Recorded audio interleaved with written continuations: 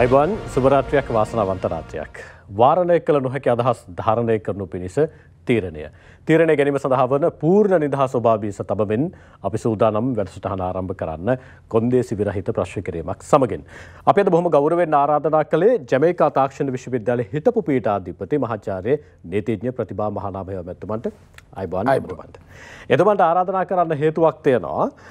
එතුමන්ට අපි අද ආරාධනා කළේ විශේෂයෙන්ම මේ වෙනකොට අපේ රටේ අරගලකරුවන් තමන්ගේ අරමුණු සාක්ෂාත් කර ගැනීම වෙනුවෙන් දින 90කට වැඩි කාලයක් මුළුල්ලේ අරගලයක නිරත වෙලා ඉඳලා අවසානයේ පසුගිය 9 වෙනිදා ජනාධිපති මන්දිරයට සහ අගමැති මන්දිරයට උන් කඩා වදිනවා. ඊට පස්සේ ප්‍රබලව උන් කරපු බලපෑම හමුවේ ජනාධිපතිවරයා මේ වෙනකොට සඳහන් කරලා තියෙනවා තමන් හෙට දවසේදී නිල වශයෙන් ජනාධිපති ධූරයෙන් ඉල්ලාස් වෙනවා කියලා. 78 ආණ්ඩුක්‍රම ව්‍යවස්ථාව ප්‍රකාරව යම් තැනකදී ජනාධිපතිවරයා හෙට දවසේදී ලිඛිතව කතානායකවරයාට සිය ඉල්ලාස් වීමේ ලිපිය බහර දීලා ඉල්ලා අසුනොත් එතනින් පස්සේ මොකද වෙන්නේ? සමහර තැනකදී ජනාධිපතිවරයා ඉල්ලා අසුනොත් පාර්ලිමේන්තුවේ මේ වෙනකොට සාකච්ඡාවක් යනවා. පාර්ලිමේන්තුවේ മന്ത്രിවරුන්ගෙන් නාම යෝජනා බාරගෙන නාම යෝජනා වැඩි සංඛ්‍යාවක් ආවොත් ඡන්දයකට ගිහිල්ලා ජනාධිපතිවරයෙක් අනුප්‍රාප්තිකයෙක් පත් කරගන්නවා කියලා. එහෙම නැත්නම් කතානායකවරයා ජනාධිපතිවරයා බවට පත් වෙයි කියලා. තව තැනකදී සඳහන් වෙනවා ජනාධිපතිවරයා ඉල්ලා අස් වෙන්නේ අගමැතිවරයා ප්‍රමුඛ කැබිනට් මණ්ඩලයේ විසිරුවලා නෙවෙයි නම් අගමැතිවරයා ව්‍යවස්ථාව ප්‍රකාරව ජනාධිපතිවරයා බවට පත් වෙනවා කියලා. අපි මෙතනින් පටන්ගෙන මේ අරගලේ ගැඹුරු තැන් ස්පර්ශ කරන්න සූදානම්. එක්තැනකදී අරගලේ අභිප්‍රායන් සාක්ෂාත් වෙනවා වගේම රටක් විදිහට ජාත්‍යන්තරය අපි දිහා බලන් ඉන්න හැටිත් අපි කතා කරන්න සූදානම්. ඒත් එක්කම සමහරලාට ඉදිරියේදී ජිනීවා මානව හිමිකම් කවුන්සිලේ රැස් වෙනවා. ඊට පස්සේ ජාත්‍යන්තරය තුළ IMF සංවිධානය මේ වෙනකොට ලංකාවට යම් ආකාරයක සාකච්ඡාවකට ප්‍රවේශ වෙලා තියෙනවා. මේ ආර්ථික අර්බුදය निराකරණය කර ගැනීම වෙනුවෙන් මුදල් ප්‍රතිපාදන ලබා දෙන්න. ඒවට මොකද වෙන්නේ? ඊට පස්සේ විශේෂයෙන්ම යුරෝපීය බලකඳවුර, මේ පැත්තෙන් රුසියාව ප්‍රමුඛ බලකඳවුර, අසලස ඉන්දියාව කොයි විදිහට ශ්‍රී ලංකාව දිහා net යොමාගෙන ඉඳීදී බලපෑම හෙට දවසේදී කොහොමද දැනේවිද කියලාත් අපි කතා කරමු.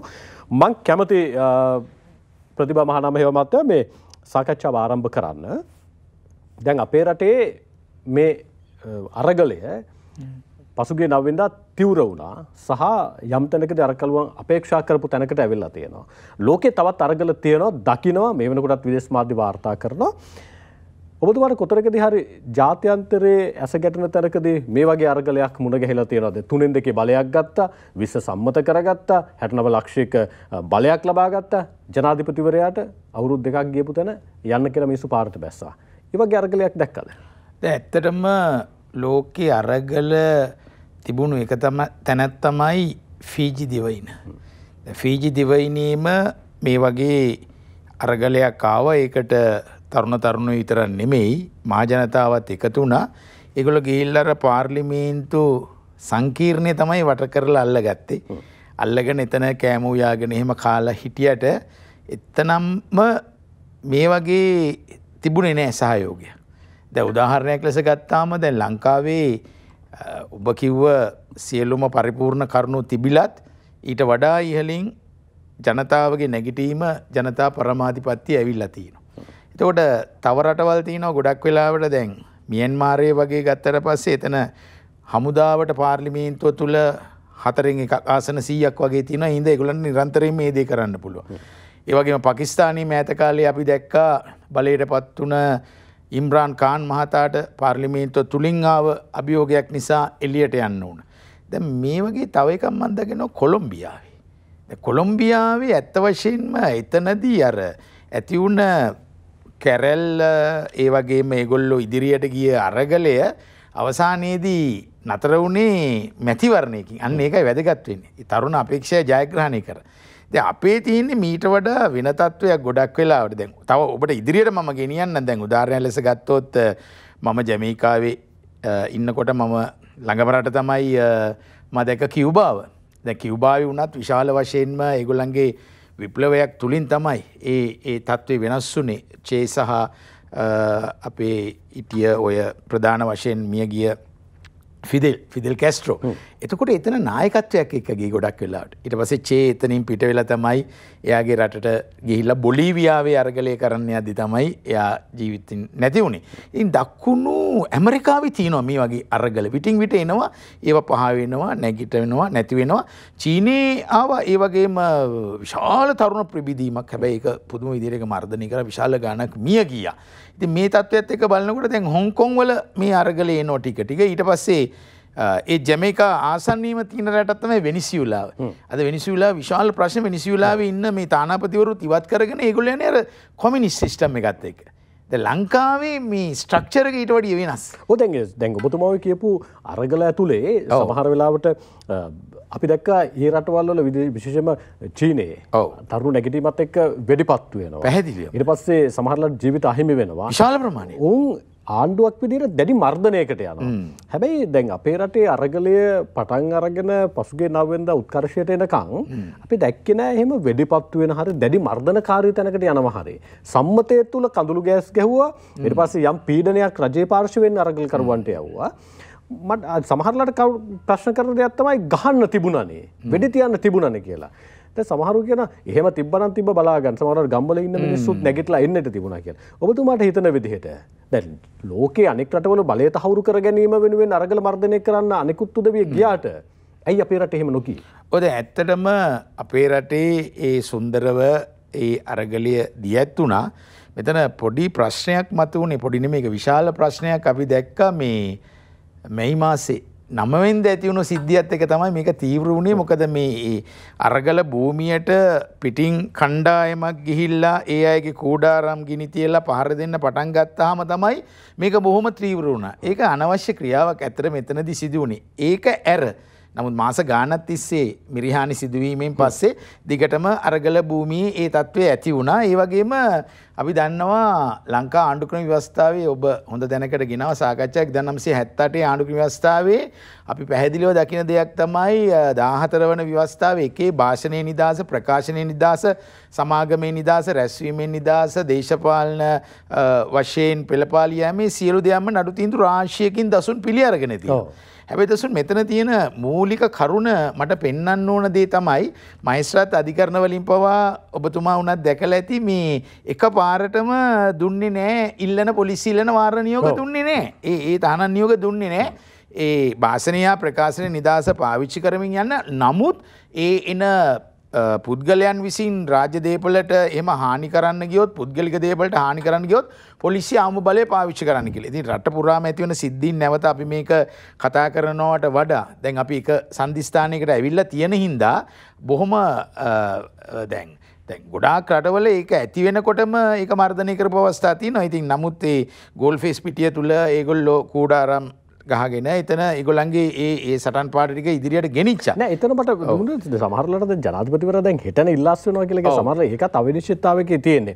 යම් මාධ්‍ය වාර්තා කරනවා ලිපියට අස්සම් කරා කියලා තාමුත් තහවුරු කළ තොරතුරක් එළියට අවිල්ලා නැහැ. සමහර වෙලාවට එහෙම පහර නොදී හිටියේ සමී පසුබැස්ම යම් ආකාරයක දේශපාලනික උපක්‍රමයක්ද කියලා කෙනෙකුට අර්ථ ගන්න පුළුවන් නේ. පැහැදිලිවම. දැන් මෙතන අපි ගත්තොත් දැන් ඒත් එක්ක දේශපාලන ස්ථාවරත්වය ඇති වෙන්න එපයිනේ. දැන් මං නීතිය පැත්තෙන් ගන්නම්කෝ. ඕකේ තියෙන තත්වය දැන් ඔබතුමා ඇහුවා දැන් කවුරුවක්වත් ඒ ලිපිය දැකලවක්වත් තිබුණේ නැහැ. හැබැයි තැන් 3-4කදී දැන් මෙතනදී කතානායකතුමත් එක්ක ඒ හිටපු ඉන්න දැන් ජනාධිපතිතුමා සංනිවේදනය කළා තියෙනවා. එතකොට මම මෑතදී දැක්ක දෙයක් තමයි කතානායකතුමාගෙන් එන නිල නිවේදන හැර වෙනේව නිකුත් කරන්න එපා කියන එක. දැන් එතකොට ඒ ජනාධිපතිතුමා හිටිය මන්දිර ඔක්කොම විනාශ කළා කවුරුත් දන්නේ නැහැ කොහෙද ඉන්නේ කියන එක උනත් ප්‍රශ්නයක්. නමුත් ඉතින් අද දුරටත් මේ කතා කරන මොහොතටත් ඒ ලිපිය අනිවාර්යයෙන්ම කතානායකතුමාට යවන්න ඕනේ. ඒක ලිඛිත වෙන්න ඕනේ. දැන් උදාහරණයක් ලෙස ගත්තට පස්සේ 38 එක ආයන තමයි මෙතන වැදගත් වෙන්නේ. දැන් ජනාධිපති ධූරයේ හිස්වීම පිළිබඳව ජනතාවට වඩා ගොඩක් අවස්ථාවලදී අග්‍රාමාත්‍ය කාර්යාලයට එහෙම sannivedanaya කරලා තියෙනවයි කියලා කියනවා. දැන් එතනින් ගියාට පස්සේ අනිත් පැත්තෙන් දැන් ඔබ කියන විදිහට කතානායකතුමා පක්ෂ නායකයන්ගේ රැස්වීම කැඳෙව්වා. ඒ රැස්වීමේදී මූලික වශයෙන්ම සාකච්ඡාවට භාජනය වෙනකොට එතුමාටත් කියලා තියෙනවයි කියලා කියනවා. එතකොට එතුමා විදේශ මාධ්‍යයන්ට ගිහලා එතනත් ප්‍රශ්න කොහොම හරි ඇති වෙලා තියෙනවා. දැන් ප්‍රශ්නේ තියෙන්නේ දැන් අපි බලමු මේ මෙතනදී කියනවා කතානායකවරයා විසින් තමාගේ අත්සනින් යවනු ලබන ලිපියකින් ජනාධිපතිතුමා තම ධූරයෙන් අස්සුවහොත් ඔන්න ඔතන තමයි ඉන්නේ පුරප්පාඩුවක් වෙන්නේ. දැන් වාචිකව මෙතන සඳහන් වෙන්නේ නැහැ. ඒ නිසා වාචිකව සඳහන් වෙන්නේ නැහැ ලිඛිතව. හැබැයි ලිඛිත මතක තියාගන්න අපේ තියෙනවා 2006 ඉලෙක්ට්‍රොනික ගිවිසුම් පනත. ඒකේ 4 වෙනි වගන්තියේ කියනවා සාමාන්‍ය අත්තකුරෙන් යවන ලිපියක් හෝ අත්සනින් යවන ලිපියක් වගේම ඩිජිටල්. ඒතකොට එතුමාට ඊමේල් එකක් එවන්නත් පුළුවන්. විද්‍යුත් තැපෑලකිනුත් පුළුවන්. නඩු තීන්දුවක් තියෙනවා SMS පවා පිළිගන්නවා වැදගත් ගිවිසුමක් කියන එක. මම කියන්න යන්නේ මෙතනදී ඒ ලිපිය අතට ලැබෙන කල් ඒ ලිපිය අතට ලැබුණාම තමයි මෙන්න මේ කියන කතානායකතුමාට එතුමා පාර්ලිමේන්තුව රැස් කරවලා ඒ ලිපිය පාර්ලිමේන්තුවට ඉදිරිපත් කරන්න ඕනේ. ඒ අත්සන් කරන වෙලාවේ ඉඳන්. දැන් අත්සන් කරන වෙලාවේ ඇත්ත වශයෙන්ම මේකේ දාලා නැහැ. වෙනත් විදේශ රටවල මම දැකලා තියෙනවා අනුක්‍රම ව්‍යවස්ථාවල මේ වෙලාව දාන උදේ 4ද හවස 4ද. දැන් හෙට එතකොට නිවාඩු දිනයක්. දැන් එතකොට නිවාඩු දිනයක රාජකාරී වෙනවාද? ඔයගේ ඉතින් ප්‍රශ්න රාශියක් නීතියේ මත වෙනවා.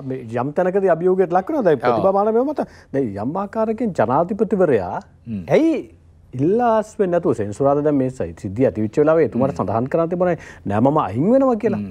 ඇයි එදා ඉල්ලාස් වෙන්නේ නැතුව තව දින 3ක් දෙන්න කියලා ඉල්ලුවේ? ඔව් දැන් එතන හරි වැදගත් ප්‍රශ්නයක්. මොකද අපි ගත්තොත් දැන් අරගලේ සම්මුතියේ තියෙන විවිධ ඉල්ලීම් මම දැක්කා. ඒ වගේම ඒගොල්ලෝ ඉදිරියේදී කරන වැඩසටහන් වල පළමුවෙන්ම තියෙන්නේ ජනාධිපතිවරයා විසින් වහාම ඉල්ලාස් වෙන්න ඕනේ. ඒ වගේම අගමැතිවරයාත් ඉල්ලාස් වෙන්න ඕනේ. පළවෙනි එක සම්පූර්ණ වුණාම තමයි ඒගොල්ලන්ගේ අනිත් ඒවා අපි කතා කරමු. දැන් උදාහරණයක් ලෙස ගත්තාට පස්සේ ඒගොල්ලෝ කිව්වේ දුන්නේ ජූලි 9 වෙනිදා විතරයි.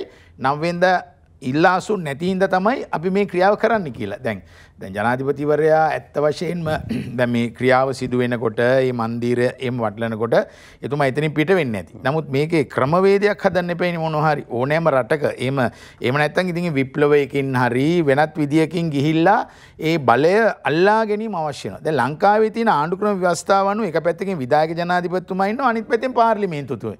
ඒතකොට විධායකම තිබුණා නම් ඔකේ වෙනම ගැටලුවක් ඒ අවස්ථාව අරගෙන යන්න පුළුවන්. දැන් අරගලකරුවන් පැත්තෙන් පවා ඒගොල්ලෝ එකපාරටම ගිහිල්ලා මේ මන්දිර වැටලුවාට කෙලින්ම ජනාධිපති කෙනෙක් Tamanට උමනා විදියට පත් කරගෙනත් නැහනේ. එතනත් ඒගොල්ලෝ දෙනවා අවස්ථාව කොහොමද පාර්ලිමේන්තුවට යන්න ඕනේ කියන එක.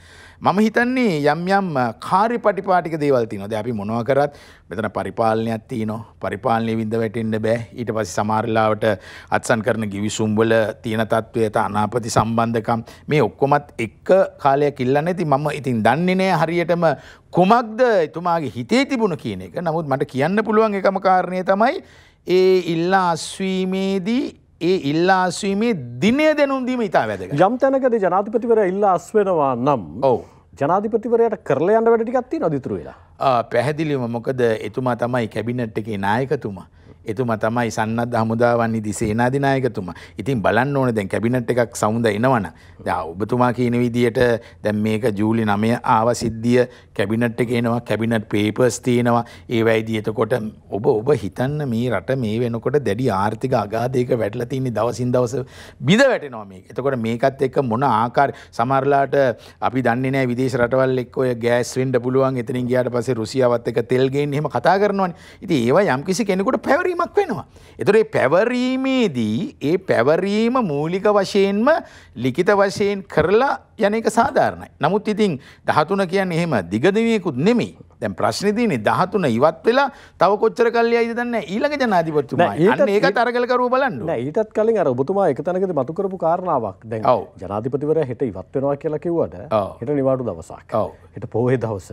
එතකොට එහි තියෙන නෛතික කටයුතු කිරීම වෙනුවෙන් වන කාර්යපටිපාටිය කොහොම සිද්ධ වේද කියන කාර්ය සම්බන්ධව යම් තැනක ප්‍රශ්නයක් තියෙනවා. දැන් ආණ්ඩුක්‍රම ව්‍යවස්ථාවේ දැන් ඕක පැහැදිලිව තියෙනවා 1954 සාප්පුවා කාර්යාල සේවක පනත යටතේ ගත්තට පස්සේ පෝය නිවාඩු තියෙනවා ප්‍රසිද්ධ නිවාඩු තියෙනවා. ඒ සේවකෙක් සේවයෙන් ඉවත් වෙනකොට දැන් ආණ්ඩුක්‍රම ව්‍යවස්ථාව තුළ ගත්තොත් එහෙම කිසිම දවසක කියලා නැහැ පොයි දවසක ඉවත් වෙන්න පුළුවන්ද බැරිද කියනවත් මේ ආණ්ඩුක්‍රම ව්‍යවස්ථාවේ ඇතුළත් කළා නැහැ ඉතිරි ඇතුළත් කරයි.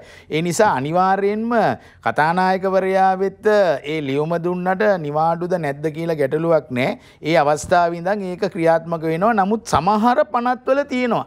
දැන් උදාහරණයක් ලෙස ගත්තොත් මට විනාඩියක් දෙන්න 1889 භාණ්ඩ විකිණීමේ ආඥාපනයේදී ඒක පැහැදිලිව සඳහන් වෙනවා. ඊට පස්සේ 1927 විනිමය බිල් ආඥාපනයේදී දවසුන් එහෙම මේ ඉරිදා දිනවල් නැහැ. නමුත් ආණ්ඩුක්‍රම ව්‍යවස්ථාව තුළ මම හිතන්නේ එහෙම ප්‍රශ්නයක් ඇති වෙන එකක් නැහැ කියන එක. යම් තැනකදී ජනාධිපතිවරයා ඉල්ලා අස්වෙන්න ලිපියට අත්සන් කළ කතානායකවරයා වෙත යොමු කරාට පස්සේ ඔව් මේ පවතින තත්ත්වය මත ජනාධිපතිවරයා කැබිනට් එක අගමැතිවරයා ප්‍රමුඛ කැබිනට් එක විසිරුවා හැරියොත් මම මේ කියන ප්‍රශ්නේ වළංගු නැහැ. නමුත් මේ වෙනකන් අගමැතිවරයා ප්‍රමුඛ කැබිනට් මණ්ඩලය විසිරුවා හැරීම වෙනුවෙන් යම් තැනක නිවේදනයක් හෝ බලකිරීමක් හෝ නියෝගයක් හෝ නිකුත් කරලත් නැහැ. යම් ආකාරයකින් එහෙම අගමැතිවරයා ප්‍රමුඛ කැබිනට් මණ්ඩලය විසිරුවා හරින නියෝගයක් නිකුත් නොකර විසිරුවා නොහැර ජනාධිපතිවරයා ඉල්ලා අස්වනොත් මොකද වෙන්නේ? ඔව් ඉතා පැදගත්. නමුත් දැන් කැබිනට් එකේ ඉන්න සමහර ඇමතිවරු ඉල්ලා අස්වීම ලිපි දුන්නාට ඒක ජනාධිපතිතුමාට ලැබිලාද නැද්ද දන්නේ. ජනාධිපතිතුමා බාර ගන්න ඕන. ඔහොම නෛතික ප්‍රශ්නිකුත් තියෙනවා. ඔව් දැන් කාර්යාලය අඩුම ගන්න ලේකම්වරයෙක්ව බාර ගන්න කාර්යාලයක්වත් නැහැ. ඉතින් ඒ වගේ අවිනිශ්චිත දේශපාලන තත්ත්වේ නම් අපි ස්ථාවර කරගන්න ඕනේ. මොකද ඒකට හේතුව අපි හැමෝම හිතන්න ඕනේ මේ රටේ ඉදිරිය අරගලයක් කරලා ඒක ජයග්‍රහණය කළා ඒක සාමකාමීව භුක්ති විඳලා ඊට පස්සේ ස්ථාවරත්වයෙන් අපි ඔක්කොම ලංකාව තුළ හොයන්න ඕනේ. දැන් ඔබතුමා කිව්ව විදිහට ජනාධිපතිතුමා විසින් අගමැතිතුමාත් ඒ වගේම කැබිනට් මණ්ඩලයත් විසිරුවා හරින්න පුළුවන්. එතකොට අගමැති කෙනෙකුත් නැහැ ලංකාවේ කැබිනට් මණ්ඩලයකුත් නැහැ. ඉතින් එතන මේ ගැප් එක ගැන ව්‍යවස්ථාවේ මූලික වශයෙන් දැන් හොඳම ප්‍රශ්නේ ඇහුවේ ඔයා. මොකද ඒකට හේතුව තමයි ජනාධිපතිතුමාගේ හිස්වීමෙන් පස්සේ තියෙන තත්ත්වය තමයි මෙතන තියෙන්නේ. එතකොට මේකේ මේක මං හිතන්නේ ඓතිහාසිකගත අවස්ථාව ලංකාවේ හරිද? මොකද දැන් යන්නේ 20 වෙනි ආණ්ඩුක්‍රම ව්‍යවස්ථාවනේ. 20 වෙනි ආණ්ඩුක්‍රම ව්‍යවස්ථාවත් එක්කත් ජනාධිපතිතුමාට අපි මේ කතා කරන වෙලාවෙ වුණත් අගමැතිතුමා අයින් කළා තව කෙනෙක්ව දාන්න පුළුවන්. හරිද?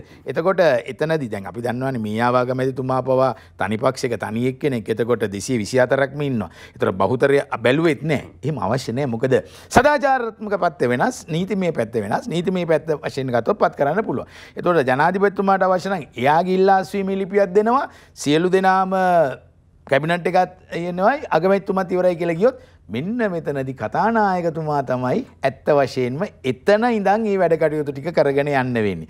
මොකද ආණ්ඩුක්‍රම ව්‍යවස්ථාව තුළ ඊටාම පැහැදිලිව තියෙනවා 41 ඇයන්නේ. ඒකේ තියෙනවා කතානායකතුමාට තමයි ඊට පස්සේ ඔය අනුප්‍රාප්තික ජනාධිපතිවරයා පත් වෙන තෙක් ඒ කාර්යභාරය. දැන් ඔබතුමා ඔය කියන්නේ අගමැතිවරයා ප්‍රමුඛ කැබිනට් මණ්ඩලයත් විසිරුව හැරලා ජනාධිපතිවරයා ඉවත් වුණා. දැන් මේ තියෙන ක්‍රමය අනුව මේ තියෙන තත්ත්වය අනුව එහෙම තත්ත්වයක් නැහැ. යම් ආකාරයකින් ජනාධිපතිවරයා අගමැතිවරයා ප්‍රමුඛ කැබිනට් මණ්ඩලයත් තියලා ගියොත් මොකද වෙන්නේ? ඔව් ඉතින් වැදගත්. දැන් එහෙවැනි තත්ත්වයන් නැති වෙන්න මම සාධනීය ලෙස ඔබට එකතු කරන්නම් පක්ෂ නායක රැස්වීමක් වහාම කැතෙව්වා. දැන් කතානායකතුමායි කර වැඩි හරි. මොකද පක්ෂවල අය ඉල්ලුවනේ පක්ෂ නායක රැස්වීමේදී තීරණයක් ගත්තා මොකක්ද ඉදිරියේදී කරන්න කියලා. එතනදී තමයි ඔය 13 වෙනිදා දසුන් ඔය ලිපිය සම්බන්ධව මතුවුනේ. අපි හිතමුකෝ දැන් ජනාධිපතිවරයා විසින් තමන්ම ස්වේච්ඡාවෙන් ඉල්ලා අස්වෙලා යනවා අර පාර්ලිමේන්තුවට කිසිම ආකාරයක බලපෑමක් හෝ ඉවත් කිරීමක් කරන්නේ නැහැ. දැන් අන්න එතන තමයි මේ බලතුලනේ වැදගත්කම. දැන් ජනාධිපතිවරයාට එහෙම කරන්න පුළුවන් වුණත් එහෙම නොකර ගියොත් අන්න එතකොට වෙන්නේ අගමැති හා කැබිනට් මණ්ඩලය තව දුරටත් පවතිනවා. එතකොට අනුප්‍රාප්තික ජනාධිපතිවරයා බවට පත් වෙන කතානායකවරයාද අගමැතිවරයා? දැන් මෙතන පැහැදිලිවම 40 එක ඇයන්නේ ඒක පැහැදිලිව තියෙනවා. ඇයන්න ධූරය එසේ හිස්වීමෙන් පසු. හරිද? ජනාධිපහට ධූරය එසේ හිස්වීමෙන් පසු ජනාධිපති ධූරයේ කාර්ය බාර ගැනීම අතර කාලය තුළ අග්‍රාමාත්‍යවරයා ජනාධිපති ධූරයේ වැඩ බැලිය යුත්තේ කියලා තියෙනවා. තවත් තියෙනවා අග්‍රාමාත්‍ය ධූරයේ වැඩ බැලීම සඳහා ඔහු විසින් අමාත්‍ය මණ්ඩලයේ වෙනත් අමාත්‍යවරයෙකු පත් කරන්නත් පුළුවන්. ඒ දෙකම නැත්තම් කතානායකවරයාට එනවා. දැන් අපි යමු අරගලයට. දැන් අරගලයේ මූලික ඉල්ලීම ජනාධිපතිත් යන්න ඕනේ, ඒ වගේම අගමැතිත් යන්න ඕනේ කියන එක. එතකොට ජනාධිපති ගිහිල්ලා මෙතන අගමැති ඇත්තට ගියේ නැතිනම් තව ලොකු ප්‍රශ්න වෙන්න පුළුවන්. ඉතින් ඒක සමාජය තුළ විශාල වශයෙන්ම සාකච්ඡාවට බත්. හැබැයි දැන් ඊයේ යම් ආකාරයක පාර්ලිමේන්තුවේ සාකච්ඡාවෙන් පස්සේ රාව් ෆකීම් මහත්මයා සඳහන් කරන වෙලාව රනිල් වික්‍රමසිංහ මහත්මයා යම් තැනකදී බලශක්ති අර්බුදය සම්බන්ධයෙන් වන ගෙවීම් සම්බන්ධයෙන් මුදල් ලබා ගැනීමට අදාළව සාකච්ඡා කරාවිලා පක්ෂ නායක රැස්වීමේදී හැබැයි ඒතනදී පෙනුනේ නැහැ රනිල් වික්‍රමසිංහ මහත්තයා අගමැති ධුරයෙන් ඉවත් වෙලා යන ස්වභාවයක් කියලා. දැන් ඒ අනුව යම් උපකල්පනයකට આવොත් රනිල් වික්‍රමසිංහ මහත්තයා යන්නේ නැහැ කියලා. අර දැන් ඔබ පෙර සඳහන් කරපු කතානායකවරයාට අනුප්‍රාප්තික ජනාධිපති බලය පැවරෙන්නෙත් නැහැ. නාම යෝජනා කැඳවලා 20 වෙනිදා පාර්ලිමේන්තුවේ ජනාධිපතිවරයා තෝරා ගැනීම වෙනුවෙන් ඡන්ද විමසීමක් තියන්න වෙන්නෙත් නැහැ. දැන් මෙතන ප්‍රශ්නේ මේකයි. හැබැයි දසුන් ඉතාම වැදගත් කාරණේ තමයි 41 ආයන්නේ තියෙනවා අගමැතිතුමා හෝ ඇමතිවරයෙක් එන්නේ වැඩ බලන අනුප්‍රාප්තික ජනාධිපතිවරයෙක් ලෙස. නැත්තම් ඉතිරි දුර කාලය වෙනුවෙන් ක්‍රියාත්මක වීම සඳහා සම්පූර්ණ වැරදි. මෙතනදී වෙන දේ තමයි ජනාධිපති ධූරය හිස්වීමත් අනුප්‍රාප්තික ජනාධිපතිවරයෙක් පාර්ලිමේන්තුවෙන් තෝරා ගන්නාතෙක් වැඩ බැලීමට පමණයි එන්නේ අගමැතිතුමා. හැබැයි යාට පුළුවන් ඕනනම් අපේක්ෂකෙක් වෙන්න.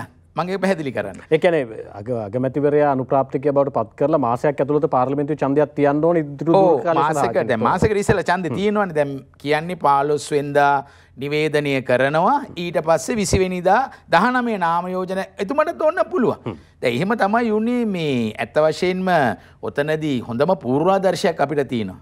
හිටපු ජනාධිපති ආර් ප්‍රේමදාස මැතිතුමා බෝම්බේ මිය ගියාට පස්සේ ඊළඟට වැඩ බලන අනුප්‍රාප්තික ජනාධිපති හැටියට ආයි ඩී.බී. විජේතුංග මැතිතුමා නමුත් පාර්ලිමේන්තුවේදී කවුරුවක්වත් තරඟ කරේ නැහැ එතන. ඒ නිසා තමයි ඔබ කියන සිද්ධිය ආවේ. නමුත් මෙන්න මේ ඊටා වැදගත්. 41 කියන දේ තමයි ජනාධිපතිවරයා ස්වේච්ඡාවෙන් ලිපියක් දීලා තම ධූරය අත්හැරියොත් ඊළඟට කවුද ජනාධිපති කියලා තෝරාපත් කර ගැනීමේ සම්පූර්ණ බලය තියෙන්නේ අර 225ට. එතකොට පාර්ලිමේන්තුවේ ඉන්න 225 අතරින් තමයි අනිවාර්යෙන්ම කෙනෙක් ගේන්න ඕනේ. අපි කොච්චර කෑ ගැහුවත් මේක තමයි රටේ තියෙන ආණ්ඩුක්‍රම ව්‍යවස්ථාව. එන අලුත් ආණ්ඩුක්‍රම ව්‍යවස්ථාව ගෙනල්ලා මේක වෙනස් කරන්න. ඒ විතරක් නෙමෙයි. ඒ තෝරා ගන්නා කෙනා ඒකාන්ත බහුතරයකුන් ලබා ගන්න ඕනේ. රහස් ඡන්දේ. ඒ බහුතරයක් කියලා කියන්නේ 50ක් හිටියොත් 26යි. 113 තමයි 225න්. අපි දන්නේ නැහැ කී දෙනෙක් කීද. ඒ තියෙන 100 දැනට පාර්ලිමේන්තුවේ 225 කියන ගණපූර නෙවෙයි ඒ වෙලාවේ පාර්ලිමේන්තුව රැස් කරනකොට තිබ්බ කණ්ඩායම වෙන්නේ. පැහැදිලිවම මේ සඳහන් වෙනවා ජනාධිපති ධූරයට එසේ අනුප්‍රාප්තික වන යම් තැනැත්තෙකු ධූරය හිස් කරන ජනාධිපතිවරයාගේ ධූර කාලය අතර කාලය පමණ යාට දරන්න පුළුවන්. හැබැයි ඒ තියෙන ඒකාන්තික බහුතරයක් ගන්න ඕනේ කියන එක තමයි. ඒ කියන්නේ ඒ වෙලාවේ පාර්ලිමේන්තුව රැස් වෙලා ඉන්න മന്ത്രി කණ්ඩායමෙන් බහුතරයක්. ඔව් එතන ඉන්නවනේ ඡන්දේ දීපු අය ඡන්දේ නොදීපු අය තින්න පුළුවන්. එතනින් බහුතරයක් ගන්න ඕනේ. දැන් ප්‍රශ්නේ තියෙන්නේ ඒක නෙමෙයි මේක ඇවිල්ලා රහස් ඡන්දයක්. අපි දන්නේ කවුරු කාට ඡන්දේ දුන්නාද කියලා රහස් ඡන්දයක් තාම 70 ආණ්ඩුක්‍රම ව්‍යවස්ථාව ක්‍රියාත්මක වීමෙන් පසු ප්‍රථම වරට පාර්ලිමේන්තුවේ මන්ත්‍රීවරයෙක් ජනාධිපතිවරයෙක් ලෙස තෝරා ගන්න සුබ මොහොත තමයි මෙතන. මේක සමාජ තත්ත්වයේ දේශපාලන තත්ත්වයේ අපි පස්සේ සාකච්ඡා කරමු. ඊළඟට වැදගත්ම දේ තමයි දැන් මේ පුරප්පාඩුව ඇතුණාම මේ ඊටාම ඉක්මනින්ම කරන්න ඕනේ. ඒ වගේම මෙතනදී වැදගත්ම කාර්යය තමයි ආණ්ඩුක්‍රම ව්‍යවස්ථාවේ පවතින කාර්යපටිපාටි ඔක්කොම ගත්තාම රහස් ඡන්දයෙන් දෙන ලද ඡන්ද සංඛ්‍යාවෙන් ඒකාන්ත බහුතරයක. ඒක ඊටා පැහැදිලි. අනුකූලව රහස් ඡන්දයෙන් හා දෙන ලද ඡන්ද සංඛ්‍යාවෙන්. ඔබ හරි එතකොට. 113 නෙමෙයි. මම නැවත කියන්නම් මේක ජනතාවට අපි තේරුම් කරලා දෙන්න ඕනේ. ගොඩක් වෙලාවට මේ නෛතික තත්වය මෙතදින් වෙන දේ තමයි එසේ තෝරාපත් කර ගැනීම පාර්ලිමේන්තුව විසින් නීතියෙන් විධිවිධාන සලස්වනු ලැබිය හැකි යම් කාර්යපටිපාටිකට අනුකූලව. ඒක තමයි අපි කියන්නේ. එසේ අනුකූලව එසේ රහස් ඡන්දයෙන් දෙන ලද ඡන්ද සංඛ්‍යාවෙන් ඒකාන්ත බහුතර ඡන්දයකින් විය යුතුය. අපි හිතමුකෝ 25යි ඇවිල්ලා ඉන්න කියලා. එතනින් එන සංඛ්‍යා ඔව්.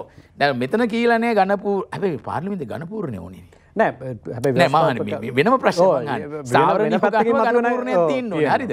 මම දන්නේ මේක මොන විදියට පැතිරෙයිද කියන එක. ඒක සාවරණීයගත අපි බලන්නේ. ඒ කොහොම වුණත් හරි. ඒකාන්තික බෞද්ධ ඡන්දයකින් තමයි තීරීපත් වෙන්න ඕනේ. දැන් එතනින් මෙහාට අපි එමු. දැන් යම් ආකාරයකින් එහෙම පවරා ගැනීමක් අනුප්‍රාප්තිකේ පත් කර ගැනීම තුල සමහර වෙලාවට දැන් ව්‍යවස්ථාවේ තියෙන අනුප්‍රාප්තිකයා මේ වෙලාවේ තියෙන බලය අනුව යම් ආකාරයකින් කතානායකවරයා අගමැතිවරයා අනුප්‍රාප්තික ජනාධිපතිවරයා වෙනවා. ඊට පස්සේ නාම යෝජනා කැඳවීමෙන් අනතුරුව එක්කෙනෙකුට වැඩි පිරිසක් හිටියොත් එහෙම ඡන්දයකට යන්න ඕනේ. ඡන්දයෙන් බහුතරය ලබා ගත්තට පස්සේ ඔහුට ජනාධිපති ධූරේ කටයුතු කරන්න වරම් ලැබෙනවා.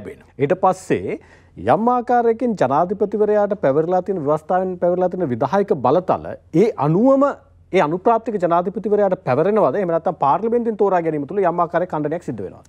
දැන් මම මේකට සරල උදාහරණයක් කියන්නම්කෝ.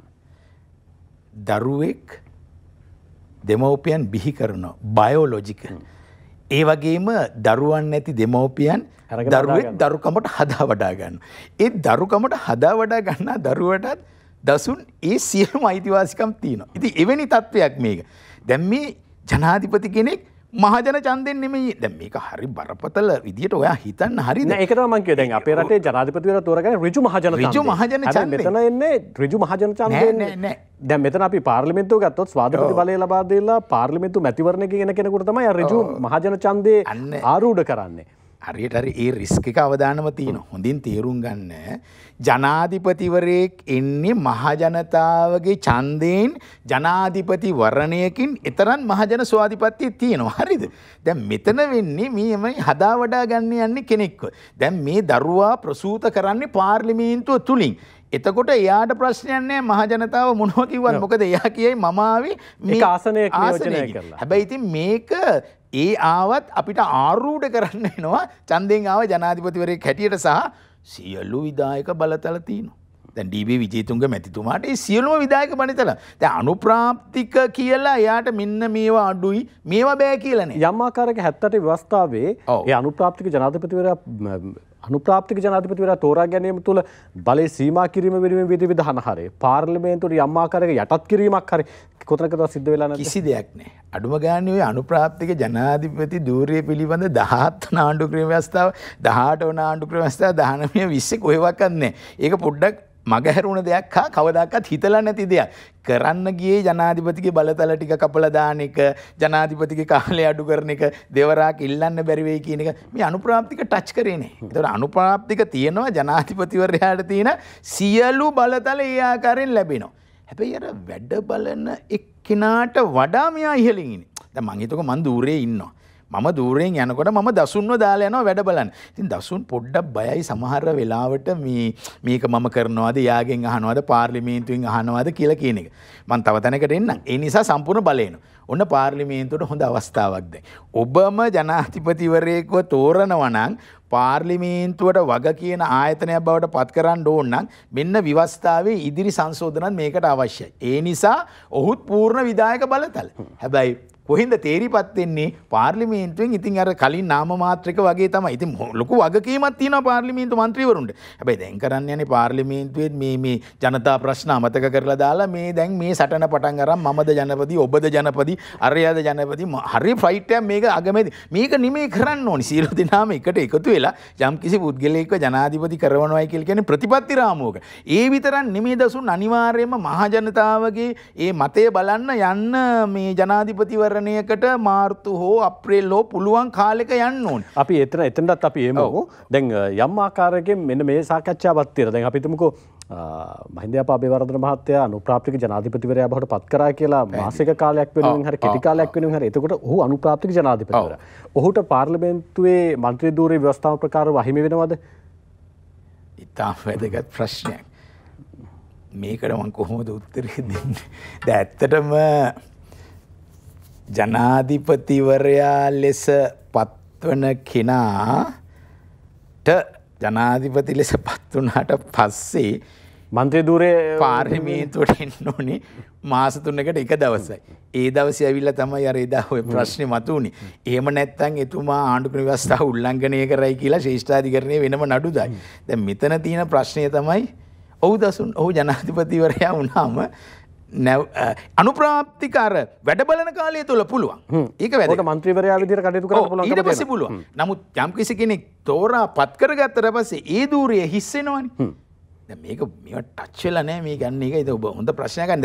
එතනදී ඒ ධූරය හිස් වුණාට පස්සේ ඌට මන්ත්‍රීවරයා වෙන්නත් බෑ. ඌට අනුප්‍රාප්තික ජනාධිපති හැටියටම තමයි ඉන්න වෙන්නේ ඒ කාලය තුල. එතකොට සිදුවෙන දේ තමයි අර ලයිස්තුවෙන් ඔහු හිටිය ඊට පස්සේ එක්කෙනා එනවා. ගේන්න ඕනේ. හැබැයි මට තියෙන ප්‍රශ්නේ ඔහුත් මගදී දාලා බෑ බෑ කියගෙන ආවොත් එහෙම ඊට පස්සේ මොකද වෙන්නේ? ඊට පස්සේ මොකද වෙන්නේ? ප්‍රතිපාදනයක් තියනවාද? පය ගහපු අත්තත් නැහැ. ඌ හිටිය අත්තත් නැති වෙනවා. එතකොට ඒ වෙනකොට පත් කළාත් ඉවරයි. මේ ඒ කියන්නේ යම් ආකාරයකින් අනුප්‍රාප්තික ජනාධිපතිවරයා නෑ මට බෑ මම മന്ത്രിවරයෙක් වෙනවා කියලා රිවර්ස් වෙන්න බෑ ඊට පස්සේ අර ආපිකන ආපහු යලි කැඳවීමක් හෝ ආපස්සට දැම්මෙන්නක් කරන්න බෑනේ. දසුන් මේ සම්බන්ධව ඇත්තට අර්ථ නිරූපණ ගන්න ඕනේ කියන තැනයි මම ඉන්නේ නීතිපතිවරයා සහ ශ්‍රේෂ්ඨාධිකරණයෙන්. මොකද හේතුව තමයි මේ අපි මේ සරලව හිතුවට දැන් ඔබේ ප්‍රශ්න කිරීම තුළ මටත් සරලභාවයක් මේකේ පේන්නේ නැහැ. අපිත් ඇත්තටම මේ මාධ්‍ය සාකච්ඡාවලදී මේ සරල බව කියනවා. නමුත් ඔබ ඊටාම ගැඹුරට ගියා. දැන් අපි දන්නේ නැහැනේ ඉන්න අනුප්‍රාප්තික ජනාධිපතිතුමා ටික දවසක් ගිහලා කියනවා නෑ නෑ මට මේක කරන්න බෑ මට මේ නැවත සීට් එකට එන්න ඕනේ. තව කෙනෙක් තෝරගන්න මම යනවා කියලා කිව්වා. අනේ සීට් එක හිස්ව තියන්නත් බෑ. ඉතින් ඒවා ඇත්තටම නිර්ණායකාරී හැදිය යුතු කාලයක් කියලා තමයි මම හිතන්නේ. සමහර වෙලාවට හොඳයි මොකද මේ දැන් ඒ පුද්ගලයා බලනවානේ මෙතන අනුප්‍රාප්තික ජනාධිපති ඉඳලා මටත් මේ වගේ ලොකු උද්ඝෝෂණයක් ආවොත් හොඳම දේ මම අයින් වෙනවයි කියන්න බෑනේ රටේ ඇති වෙන තත්ත්වයක්. ඔව් ඒ නිසා මේ ඔහුගේ අයිතිවාසිකම් ගැන හොයන්න කෙනෙක් නැති වෙන අවසානයේ. ඔව් ඒ නිසා අනුප්‍රාප්තික ජනාධිපතිවරයා බවට පත් වෙන්න ඉන්න කෙනත් පොඩ්ඩක් මේ ගැන කියවනවා. එයා ජනාධිපතිම තමයි ඉතින් එයා ඒ වුණාට දැන් ආපහු අනුප්‍රාප්තික ජනාධිපතිවරයා ආපහු මට ඉන්න බෑ කියලා කිව්වොත් එහෙම බෑ. දැන් ඕක උනේ නෑනේ ඩී.බී. විජේතංග මැතිතුමා. ඕ දිගටම හිටියනේ. විරෝධයක් මතුවුනේත් නෑනේ එතුමාට. හැබැයි ඉතින් මේ ආසනයේ තියෙන රසයත් එක්ක එන එක නෑ. අපි එතනින් එහාට එමු. දැන් යම් තැනකදී මේ ජනාධිපතිවරයා ඉවත් වීම ඇතුලේ යලි සර්වපාක්ෂික ආණ්ඩුවක් බිහි කර ගැනීම සඳහා අභ්‍යන්තරයේ සාකච්ඡාවක් සිද්ධ වෙනවා. දැන් අද අරගලකරුවන් සමගින් යම් ආකාරයක සාකච්ඡාවක් සිද්ධ කරන්න තිබුණා. ඒකත් ඔවුන් අවලංගු කරලා තිබුණා. ඒතරදී සමහර වෙලාවට අර නම්‍යශීලීත්වය පිළිබඳවත් මේ වෙනකොට මාධ්‍ය ප්‍රශ්න කරමින් ඉන්නවා. කොහොම නමුත් අරගලකරුවන් අපේක්ෂා කරන දේ ඉටු නොවුනොත් යලිත් ඔවුන් අරගලයකට යන්න පුළුවන් නේ. දැන් ඔවුන් කියන කාරණාව තමයි අගමැතිවරයා ජනාධිපතිවරයා දෙන්නම අයින් වෙන්න. පැහැදිලිව. ඊට පස්සේ සර්වපාක්ෂික ආණ්ඩුවක් පිළිබඳව වන සාකච්ඡාවෙත් ඔවුන් තාම නැහැ ගැඹුරක. මේ වෙලාවේ ඔබතුමාට හිතන විදිහට මේ තියෙන අර්බුදයේ සමහන් කිරීම වෙනුවෙන් පාර්ලිමේන්තුවට අවශ්‍ය කරන සර්වපාක්ෂික ආණ්ඩුවක්ද එහෙම නැත්නම් අරගලකරුවන් නියෝජනය කරන කණ්ඩායමට gediya පිටින් දෙන්න ඕනද? ඇත්තටම මම මේ ගැන ගොඩක් පුවත්පත්වල ලිව්වා. නමුත් කනගාටු නෙමේ ඒක ඉටුනේ නේ. මම මැයි 9ම කිව්ව සිද්ධිය වුණ ගමන්ම වහාම අන්තර්කාල පාලනයකට යන්න සියලු දෙනාම මේකට එකතු කරගන්න. හැබැයි මං හිතන්නේ ජනාධිපතිතුමා උත්සාහ කරාම විපක්ෂයේ ගොඩක් කණ්ඩායම් සහ ශ්‍රී ලංකා නිදහස් පක්ෂය ඒකට ඒ වෙලාවේ නම්‍යතාවයක් දැක්වේ නෑ. ඒකත් පක්ෂ හැටියට අපි හිතන්න තිබ්බා. ඊට වඩා මොකද ඒගොල්ලෝ කිව්වේ මේ ගොඩාවේ රාජපක්ෂ මහත්මයා ඉන්නවනේ අපි ඉන්නේ නෑ කියලා. හරි. දැන් එතකොට ඒ తত্ত্বය දැන් පැහැව ගිහිල්ලා තියෙනවා. ඒ නිසා වැදගත්ම දේ තමයි මම හිතන්නේ දසුන් මේ වෙලාවේ මේ සර්වපාක්ෂික හරි අන්තර්කාලීන හරි යන්න ඉස්සෙල්ලා මේ දරුවෝ එක කතා කළ යුතුයි. ඒක ඊටාම වැදගත්. දැන් සෑම පුවත්පතකම ඔවුන් ඉදිරිපත් කළා තියෙනවා මොකක්ද ඉදිරියේදී එන්න ඕන සම්මුතිය. ඒ වගේම වෘත්තීය සංගම් වෙන්න පුළුවන් වෘත්තීය වේදීන්ගේ සංගම් විශාල වශයෙන් යෝජනා රාශියක් ඉදිරිපත් කළා තියෙනවා. ඒතර අපි බලන්න ඕනි ඒ අයගේ දැන් හඬට සවන් දී යුතුයිනේ. සවන් නොදී හිටියේ හින්දා තමයි මේ දේ උනේ. දැන් පළවෙනි කොන්දේසි ඉෂ්ට කරලා ඉවරයි. දැන් 2 3 4 5 කොන්දේසි වලට එනකොට ඒවයි පැහැදිලිව තියෙන කොන්දේසි ඒ නියමයන් අපි තවදුරටත් සාකච්ඡා කරන්න ඕනේ. දැන් මෙතනදී වැදගත්ම දේ තමයි මම හිතන්නේ පුද්ගලයෙක් හැටියට ආයතනයන් නියෝජනය කරමින් මේ පුද්ගලයෙක් හැටියට මම කියනවා අන්තර්කාලීන ආණ්ඩුවක් කියලා කියන්නේ තමන්ගේ බඩගෝස්තර දේශපාලනය පෙන්නලා නැවත ඡන්දයකින් ජයග්‍රහණය කරන්න යන ගමනක් නොවිය යුතුයි. එහෙම සැකයක් තරුණයන්ට ඇති ඒගොල්ලෝ කිව්වා අපි මේ අරගලය කරලා තිනවා අපි එක්කෙනෙක්ව පුටුවට ගේන්න නෙමෙයි. ඊ හඬ අහන්න දැන් හරි. ඊ හඬට සවන් දුන්නොත් අපිට හොඳ තැනකට යන්න පුළුවන්. ඒ නිසා ප්‍රතිපත්තිමය රාමුවක් ගෙනල්ලා මේ රටේ ඇති වෙලා තියෙන ප්‍රශ්නවලට පැලැස්තර විසඳුම් නොදා අපි දන්නවා ආර්ථික මාශ්‍ය වශයෙන් ගොඩ යන්න දේශපාලන වශයෙන් ගොඩ යන්න අපි හදාගමු. හැබැයි මේ වෙනකොට බොහෝම පක්ෂ කැමැත්ත දක්වලා තිනවා අපේ කොටස අපි ඉටු කරන්නම් කියලා. ඒක හොඳ සාධනයක්. නෑ හැබැයි එහෙම දැන් යම් ආකාරයක ප්‍රතිභා මහානාමය මහත්තයා තමන්ගේ කොටස තමන් ඉටු කරන්නම් කියලා කිව්වට එහෙමනම් දැන් අපි 20 වෙනිදා ඡන්දයකට යනවා රහස් ඡන්දයකට යන්න ඉඩපඩ පාර්ලිමේන්තුවේ ඇති වෙන්නත් බෑනේ. පොදු එකඟතාවයක් කරනවා හරි ජනාධිපතිවරයා මෙයා අගමැතිවරයා මෙයා කියලා 225 එකඟතාවයකට ඉන්න බෑ. එහෙම සභාවයක් දකින්නෙත් නැහැ. ඔබතුමා හිතනවාද එහෙම එකඟතාවයක් ඇති කරගන්නේ කියලා අඩුම ගානේ අරගලකරුවන්ගේ මේ වෙලාවේ තියෙන ඉල්ලීම් ටිකට හරි ඇහුම්කන් දීලා පාර්ලිමේන්තුව ඇතුලේ. එසේ සිදුවිය යුතුයි දසුන්. ඔබ කියන එක මම 100% පිළිගන්නවා. මොකද කෙනෙක්ව ජනාධිපතිවරයාට එකඟතාවයට එන්න බැරුව කොහොමද මේ පක්ෂ නමය ප්‍රතිපත්තියකට එකඟව එන්නේ කියන එක. නමුත් ඔබට මං උදාහරණයක් දෙන්නම්. යම් කිසි කාලෙක ඇමරිකා එක්සත් ජනපදයේ ඩිමොක්‍රටික් පක්ෂයයි රිපබ්ලිකන් පක්ෂයයි කොච්චර විරුද්ධ වුණත් රටේ ණය ටික ණය සඳහා ප්‍රතිව්‍යුහය ගත කරන්න 980 ගණන් වල ඒගොල්ලෝ ආව එකඟතාවයකට සියලුම දේශපාලන දේවල් අමතක කළා. දසුන් ඊට පස්සේ දේශපාලනය පටන් ගත්තා. මම හිතන්නේ ඒ සංස්කෘතිය අපේ පොඩ්ඩක් අඩුයි. අපේ තිබ්බ පරිවාස ආණ්ඩු ඒවත් හරි ගියේ නෑ. ඉතින් ඒ හින්දා අපි හැම වෙලාවෙම ධනාත්මක ලෙසත් බලමු. හොඳ වෙන්නත් පුළුවන් නරක වෙන්නත් පුළුවන්. මට ඒක කියන්න බෑ. නමුත් මේ එන්නේ හිතවල ඔක්කොම දේශපාලන තියාගෙන මට තියෙන එකම ගැටලුව ඒකයි. ඉතින් ඒ හින්දා ඒගොල්ලෝ දේශපාලන වශයෙන් තමයි මේ සියලු දෙයක්ම බලන්නේ. දැන් යම් ආකාරයකින් මේ තියෙන තත්ත්වය සමහන් කරගෙන ආර්ථික ස්ථාවරත්වයකට පෙර ආතුව යම් ආකාරයකින් දේශපාලන ස්ථාවරත්වය ඇති කරගන්න මේ අනුප්‍රාප්තික ජනාධිපතිවරයෙක් පත් කරගෙන අන්තර්කාලීන ආණ්ඩුවක් හදාගෙන නැත්නම් සර්වපාක්ෂික ආණ්ඩුවක් හදාගෙන මාස 6කින් මැතිවරණයකට ගියොත් ව්‍යවස්ථාව ප්‍රකාරව සහ රටේ පොදු නීතියට අනුගතව ප්‍රතිභා මහානාම මහත්තයා දැන් අරගලකරුවන් උත්සාහ කරන්නේ දේශපාලන ප්‍රතිසංස්කරණ ඇති කරන්න. දේශපාලන ප්‍රතිසංස්කරණ ඇති කරන්න නම් නීති සම්පාදනය කරන තමයි පාර්ලිමේන්තුව අරගලකරුවන් පාර්ලිමේන්තුව නියෝජනය කරන්න ඕන. ඔබතුමාට පේනවද නීති සම්පාදනය කරන පාර්ලිමේන්තුව වෙනුවෙන් ඔය අරගලකරුවන්ට මාස 6කින් මැතිවරණයක් තිබොත් පාර්ලිමේන්තුවට ප්‍රවේශ වීම වෙනුවෙන් යම් ආකාරයක ඉඩක් තියෙනවා කියලා. ඒක දීර්ඝ වශයෙන් කතා කරන්න ඕනි. පාර්ලිමේන්තුවට එන්න නම් අපි දන්නවා මැතිවරණයට තරඟ කරන්න ඕනේ.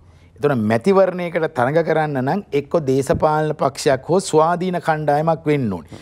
දේශපාලන පක්ෂයක් එකපාරම මැතිවරණ කොමිෂන් සභාව පිළිගන්නේ අවුරුදු දෙකක් දේශපාලනය කරලා තියෙනවා. එතකොට ඒ කාලය මදි නම් ඒගොල්ලන්ට එන්න වෙන්නේ ස්වාධීන පක්ෂයක් හෝ එහෙම නැත්නම් ඒ අය තියෙන ලියාපදිංච පක්ෂ වලින් ඇවිල්ලා වැඩක් නැහැ. ඒගොල්ලෝ ඒ ඔක්කොම ප්‍රතික්ෂේප කරන හින්දා. හොඳයි යම් ආකාරයක එහෙමනොත් එමේ කුලියරගත පක්ෂකින් තමයි එන්න වෙන්නේ. එතකොට හැබැයි එහෙම වෙනකොට ඒ පක්ෂයේ ලේකම්වරයාට අභිමතයේ පරිදි තමයි අවසානයේ තියෙන්නේ. මෙතන මේ විශාල ගැටලුවක් තියෙනවා. ඉතින් නමුත් ඒගොල්ලෝ ඉල්ලනවා නේද පාර්ලිමේන්තුවට උපදෙස් දෙන මහජන මණ්ඩලයක් ඇති කරන්න කියලා. හැබැයි මම මෙහෙම දෙයක් කියනවා. දැන් ওই ජාතික ලැයිස්තු දැන් හෝ පුළුවන් නම් අනිවාර්යෙන්ම ඒ අරගලය නියෝජනය කර මම දන්නේ දේශපාලන පක්ෂ කැමති වේද කියලා. අරගලය නියෝජනය කරන දරුවන්ගේ යම්කිසි ආකාරයට ඒ තරුණ තරුණියන්ට දරුවන්ට දෙන්න පුළුවන් අවස්ථාවක් ඒගොල්ලන්ගේ මතය හෝ ඇවිල්ලා කියන්න කියලා. දැන් අපි දන්නවා විශ්වවිද්‍යාලවල තියෙනවා පීඨ සභා කියලා. ඒ පීඨ සභාවල දෙන්නෙක් ඡන්දයෙන් ගන්නවා කෙලින්ම අපේ දරුවෝ. මම ජමේකා තාක්ෂණ විශ්වවිද්‍යාලයේ මහාචාර්යවරයා හැටියට ඉන්නකොට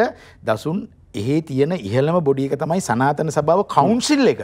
මේ කවුන්සිල් එකටත් ඉන්නවනේ ශිෂ්‍යෝ. දැන් ලංකාවේ නෑ ඒක. ඔන්න ඕකයි දරුවෝ දකින්න ඕනේ. ලංකාවේ තියෙනවා විශ්වවිද්‍යාල පාලනය කරන කවුන්සිල් එක. නැත්නම් අපි කියන එකට සනාතන සභාව. ඒකේ නෑ කවුරුවක්වත්. ඒ විතරක් නෙමෙයි සනාතන සභාවට සම්පූර්ණයෙන්ම ඉඩ දීලා තියෙනවා ජමේකා තාක්ෂණ විශ්වවිද්‍යාලයේ ඒ කියන ශිෂ්‍ය සංගමයේ සභාපතිරයි ලේකම්ටයි ඉන්න. කොච්චර පාරිදෘශ්‍යද ඒක. ඒ වගේම ඉන්න ආචාර්යවරුන්ගේ සංගමයටත් එක තැනක් දීලා. නමුත් අපි එහෙම තාම දකින්න ලැබෙන්නේ නැහැ. මම අන්නේ දුර්වලතාව තමයි මම කියන්නේ. මේ නිසා තමයි මේ රටේ ප්‍රශ්නේ ඇති වෙලා තියෙන්නේ. මමත් අහන්නේ ඒක තමයි. දැන් අරගලකරුවන්ට යම් තැනක පත් වෙලා ඉන්න පත් වෙයි කියලා අපේක්ෂා කරන මහජන නියෝජිතයන්ගෙන් අරගලකරුවන් අපේක්ෂා කරන දේ ඉටු වෙන්නේ නැත්නම් උන් පාර්ලිමේන්තුවට ගිහලා මේ දේ කරගන්න ඕනේ. එහෙමනම් පක්ෂයක් කුලියට අරගෙන උන් ඡන්දිල්ලන්න ඕනේ. නැත්නම් ස්වාධීන වෙල්ලුවොත් අර ගොඩට හම්බෙන නැත්නම් අපි කියන්නේ ජාතික ලැයිස්තුවෙන් එන එක දෙක ඒකවත් හම්බෙන්නේ නැහැ. නැත්නම් කොළඹ දිස්ත්‍රික්කයෙන් අඩුම ගානේ ඡන්ද 60000කට එහා ගන්න ඕනේ. දැන් මේ තියෙන තත්ත්වය අනුව ඒකත් බෑ. එහෙමනම් මේ වෙලාවේ ප්‍රමුඛව මැතිවරණයකට යන්න කලින් මේ තියෙන පාර්ලිමේන්තුවෙන් මැතිවරණ නීති සංශෝධනය කරලා මේ අරගලකරුවන්ට පාර්ලිමේන්තුවට එන්න ඕන දොරටුව විවර කරලා දෙන්න ප්‍රතිපාදන නිර්මාණය කරන්න ඕනේ නැද්ද?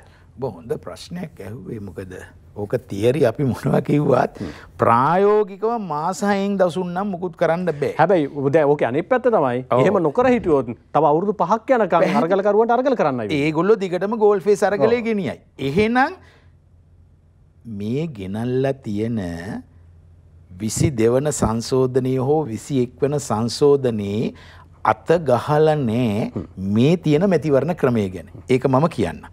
දෙවෙනි දේ තමයි අනිවාර්යෙන් කරන්න ඕන දේ තමයි මේ වෙනකොට ඔය ස්වාධීන කොමිෂන් සභා ගේන එක. අපි ඒක පැත්තකින් තියමුකෝ.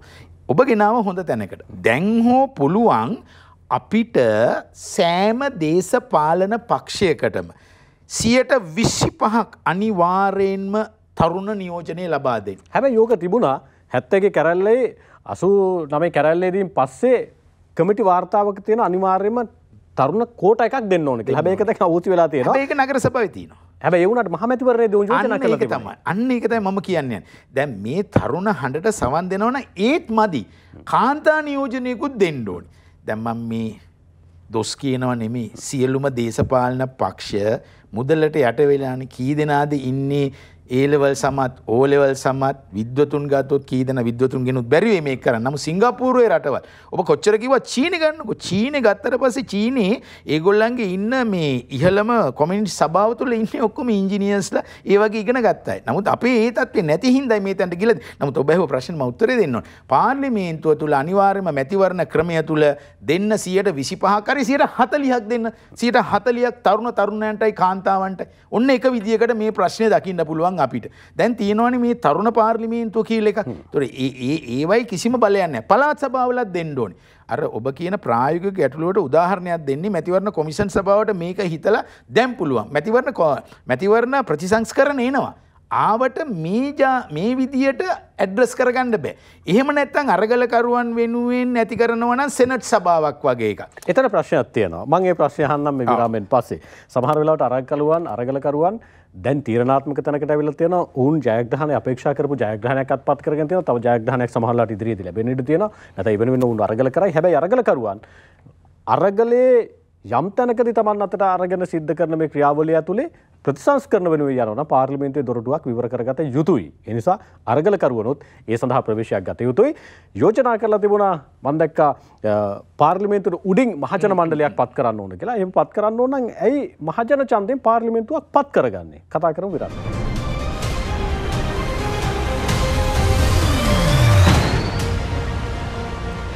අපේ තීරණය සමගින් අද ජමයිකා තාක්ෂණ විශ්වවිද්‍යාලයේ හිටපු පීඨාධිපති මහාචාර්ය නීතිඥ ප්‍රතිභා මහානාම හේව මැතිතුමන් එක්ක අපේ තීරණේ ඉන්නේ.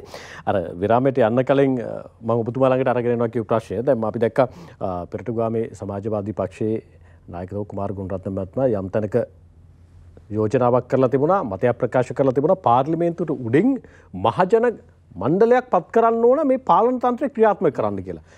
මට තියෙන ප්‍රශ්නයක් එහෙම මණ්ඩලයක් පාර්ලිමේන්තුවට උඩින් දාන්න ඕන නම් මගෙන් ඡන්ද ඉල්ලන්න ඕනේ නැහැනේ පාර්ලිමේන්තුවට. දැන් එතකොට එහෙම උඩින් මහජන මණ්ඩලයක් දානවා නම් ඒ තෝරා ගැනීම නිර්ණායකය මොකද්ද? එහෙමනම් ඒත් මහජන ඡන්දයෙන්ද? දැන් ආයෙත් මහජන ඡන්දයෙන් මණ්ඩල දෙකක් දාන්න ඕනද? මහජන ඡන්දයෙන් ගිහිල්ලා පාර්ලිමේන්තුවේ නියෝග ගන්න නැත්නම් තීරණ ගන්න මහජන නියෝජිතයන්ට උඩින් කණ්ඩායමක් දාපුවාම මේකේ තියෙන පාරදෘශ්‍ය භාවය මොකද්ද? මොකද්ද ඔබතුමාගේ අදහස? මම මේක නඩු තීන්දුවකින් විස්තර කරන්න. ඉහළම තියෙන ජනතා පරමාධිපත්‍ය. ඒකට අපි කියනවා මහජන භාරය. Public trust. එක්තරා ශේෂ්ඨාධිකරණ නඩුවක වෝටර්සේජ් නඩුවේදී ඉතාම පැහැදිලිව කිව්වා මේ කියන ව්‍යවස්ථාවට වඩා උඩින් තියෙනවා මහජන භාරය පබ්ලික් ට්‍රස්ට්. ඒක කඩ කරන්න බෑ ජනාධිපතිවරයෙකුට. ඒතර අපි දකින දේ තමයි කළු සුදු අකුරෙන් ආණ්ඩුක්‍රම ව්‍යවස්ථාව තියෙනවා. මොකද විප්ලවවාදී පක්ෂ අපි දකින්නට වඩා වෙනත් ආකාරයකට දකින අවස්ථාවක් තියෙනවා. දැන් අපි ගත්තොත් මේ තියෙන ආණ්ඩුක්‍රම ව්‍යවස්ථාව අනුව කරන්න පුළුවන් එකම දේ තමයි අපි අඩුම එකේ ඉඳන් උඩට යමුකෝ. ඒ අරගලකරුවන් වෙනුවෙන් මේ ආණ්ඩුක්‍රම ව්‍යවස්ථාවේ කරන්න පුළුවන් එකම දේ තමයි මම අර කිව්ව ආකාරයට ජාතික ලැයිස්තුව කියන එකට යම්කිසි අවස්ථාවක් අවකාශයක් ඒගොල්ලන්ට ලබලා දෙන්න. ඒ කියන්නේ ඔබතුමා කියන අර මහජන මණ්ඩලය කියන එක ජාතික ලැයිස්තුව ඇතුලේ නිරූපණය කිරීමට මම මේ උදාහරණයක් කියන්නේ. එහෙම නැත්නම් ඒක අභිප්‍රායයක් නැහැ. ඒ කියන්නේ අර කියන විදිහට උඩින් දාන එකේ ප්‍රතිඵලයක්. දාන එකේ ප්‍රතිඵලයක් කියලා කියන්නේ ඇත්තටම ඔය කියන නිදාගෙන ඉන්න ඇමතිවරු නැගිට්ටවීම සඳහා වැදගත් වැඩක් වෙනවා. දැන් මෙතන වෙන්නේ අපි ඇත්තටම ඕන දේ තමයි මේ අමාත්‍යවරයාට ඇවිල්ලා ඕන දේ තමයි ඔක්කොම කරන්නේ. ඔහුට උපදෙස් දෙන අය ඇති.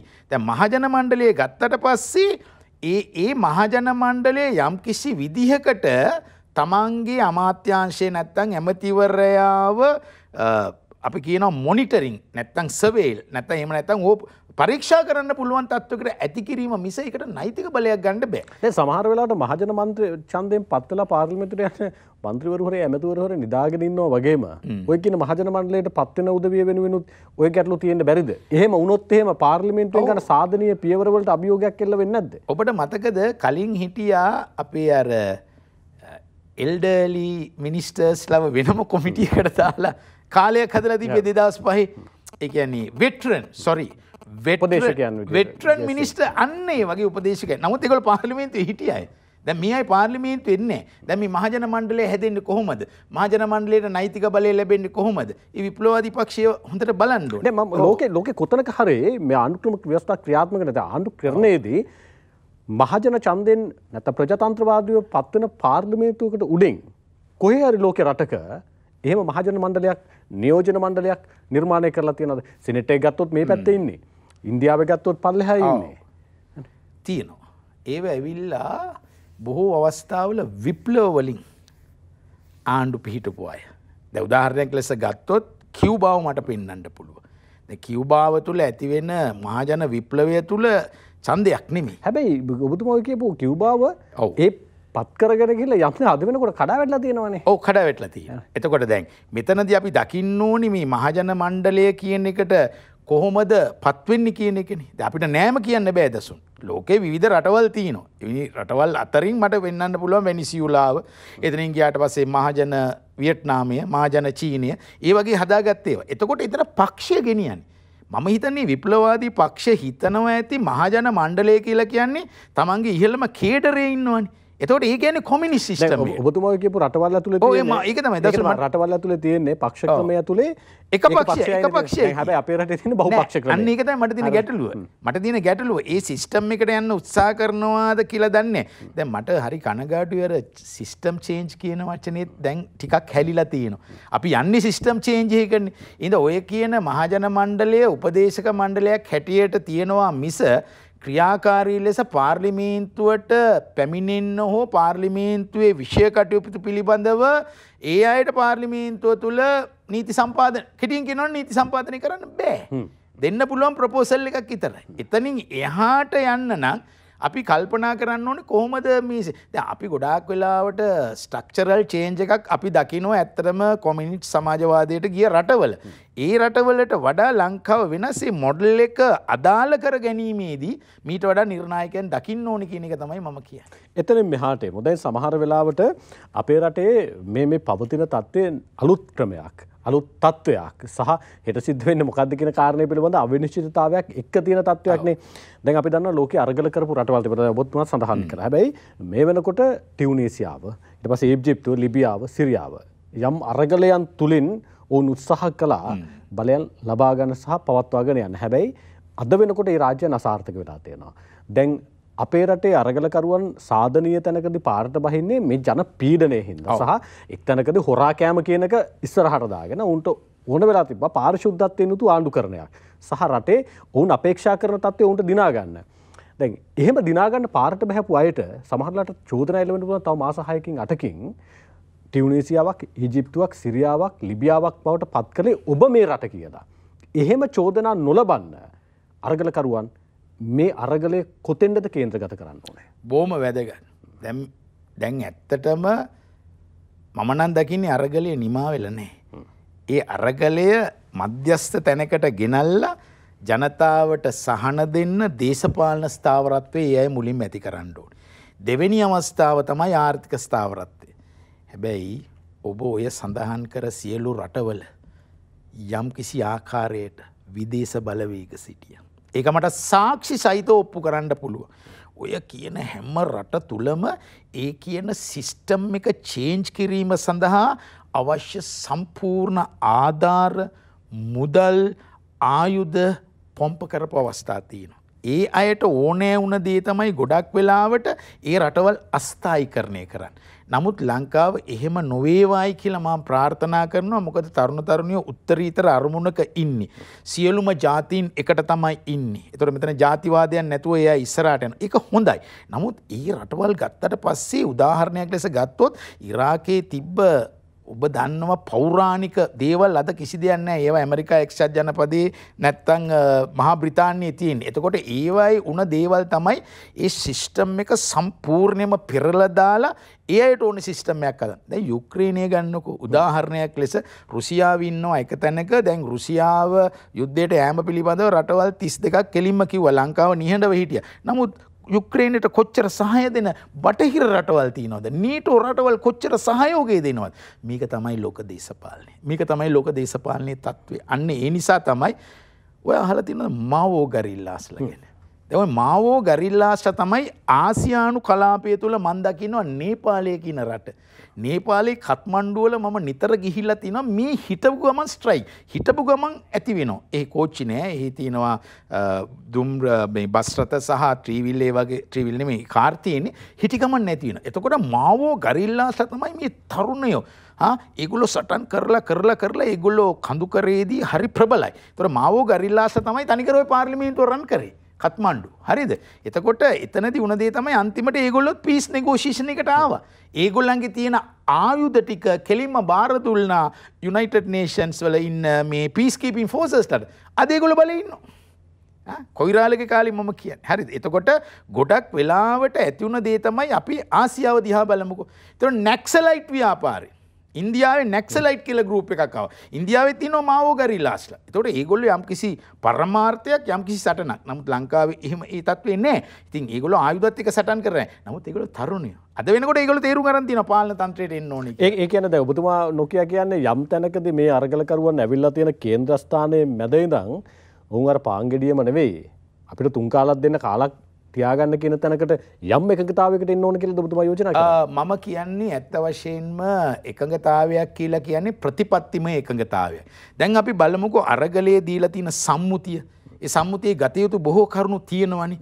ඒකට අපි විසංවාද කරනවාට වඩා සාමූහික විපමනයකට ගිහිල්ලා යම්කිසි ගිවිසුමකට එන්න කියලා මම කියනවා. ඒක තමයි අවබෝධතා ගිවිසුම. මේක ඇත්තනම අර සේවක සේවිය දෙපාර්ශ්වයම අපි දන්නවා පෞද්ගලික අංශයේදී ඉදිරි කාලයේදී වැඩ වර්ජනනේ ඉදිරි කාලයේදී වැටුප් මෙච්චර වැඩි කර බොහොම හොඳයිනේ. මේකනේ රටට යන්න ඕනේ. මම ආරාධනා කරනවා ඒ අරගලයේ තියෙන සම්මුතියයි අරගලේ ඉන්න සටන්කාමී එකතු වෙන්න පාර්ලිමේන්තුව නියෝජනය කරන සියලුම පක්ෂත් එක්ක එන්න අවුරුදු 5 සම්මුතිය. මෙන්න මේවයින් තමයි අපිට රට ගෙනියන්න පුළුවන්. ඒගොල්ලන්ගේ ගතියුතු දේවල් තියෙනවා. ඇත්තටම මම නිතරම සටන් කරන දෙයක් තමයි නව ආණ්ඩුක්‍රම ව්‍යවස්ථාවක් ගේන එක. ඒතකොට ඒගොල්ලන් හොඳ දේවල් තියෙනවා. ජීවත් වීමේ අයිතිය, මානව හිමිකම් මේ සියල්ලම ඇතුළු කරන්න මේකට. ඒතකොට ඒ වගේ ස්වාධීන තත්වයකට ගේන්න ඒගොල්ලෝ හිත පැහැදිලා තියෙනවා. ඉතින් ඔක්කොම කරන්න බැරි වෙයි. ඉතින් එක තැනකට එන්න අවුරුද්දක් තුල මම කියනවා මුලින්ම නෙගෝසියේෂන්ස් යන සාකච්ඡාවක් ඒ අරගලකරුවන් සහ මේ කියන පාර්ශ්වය අතර. ඊට පස්සේ ඒගොල්ලෝ යම් කිසි විදිහකට නව ආණ්ඩුක්‍රම ව්‍යවස්ථාවක් ආවොත්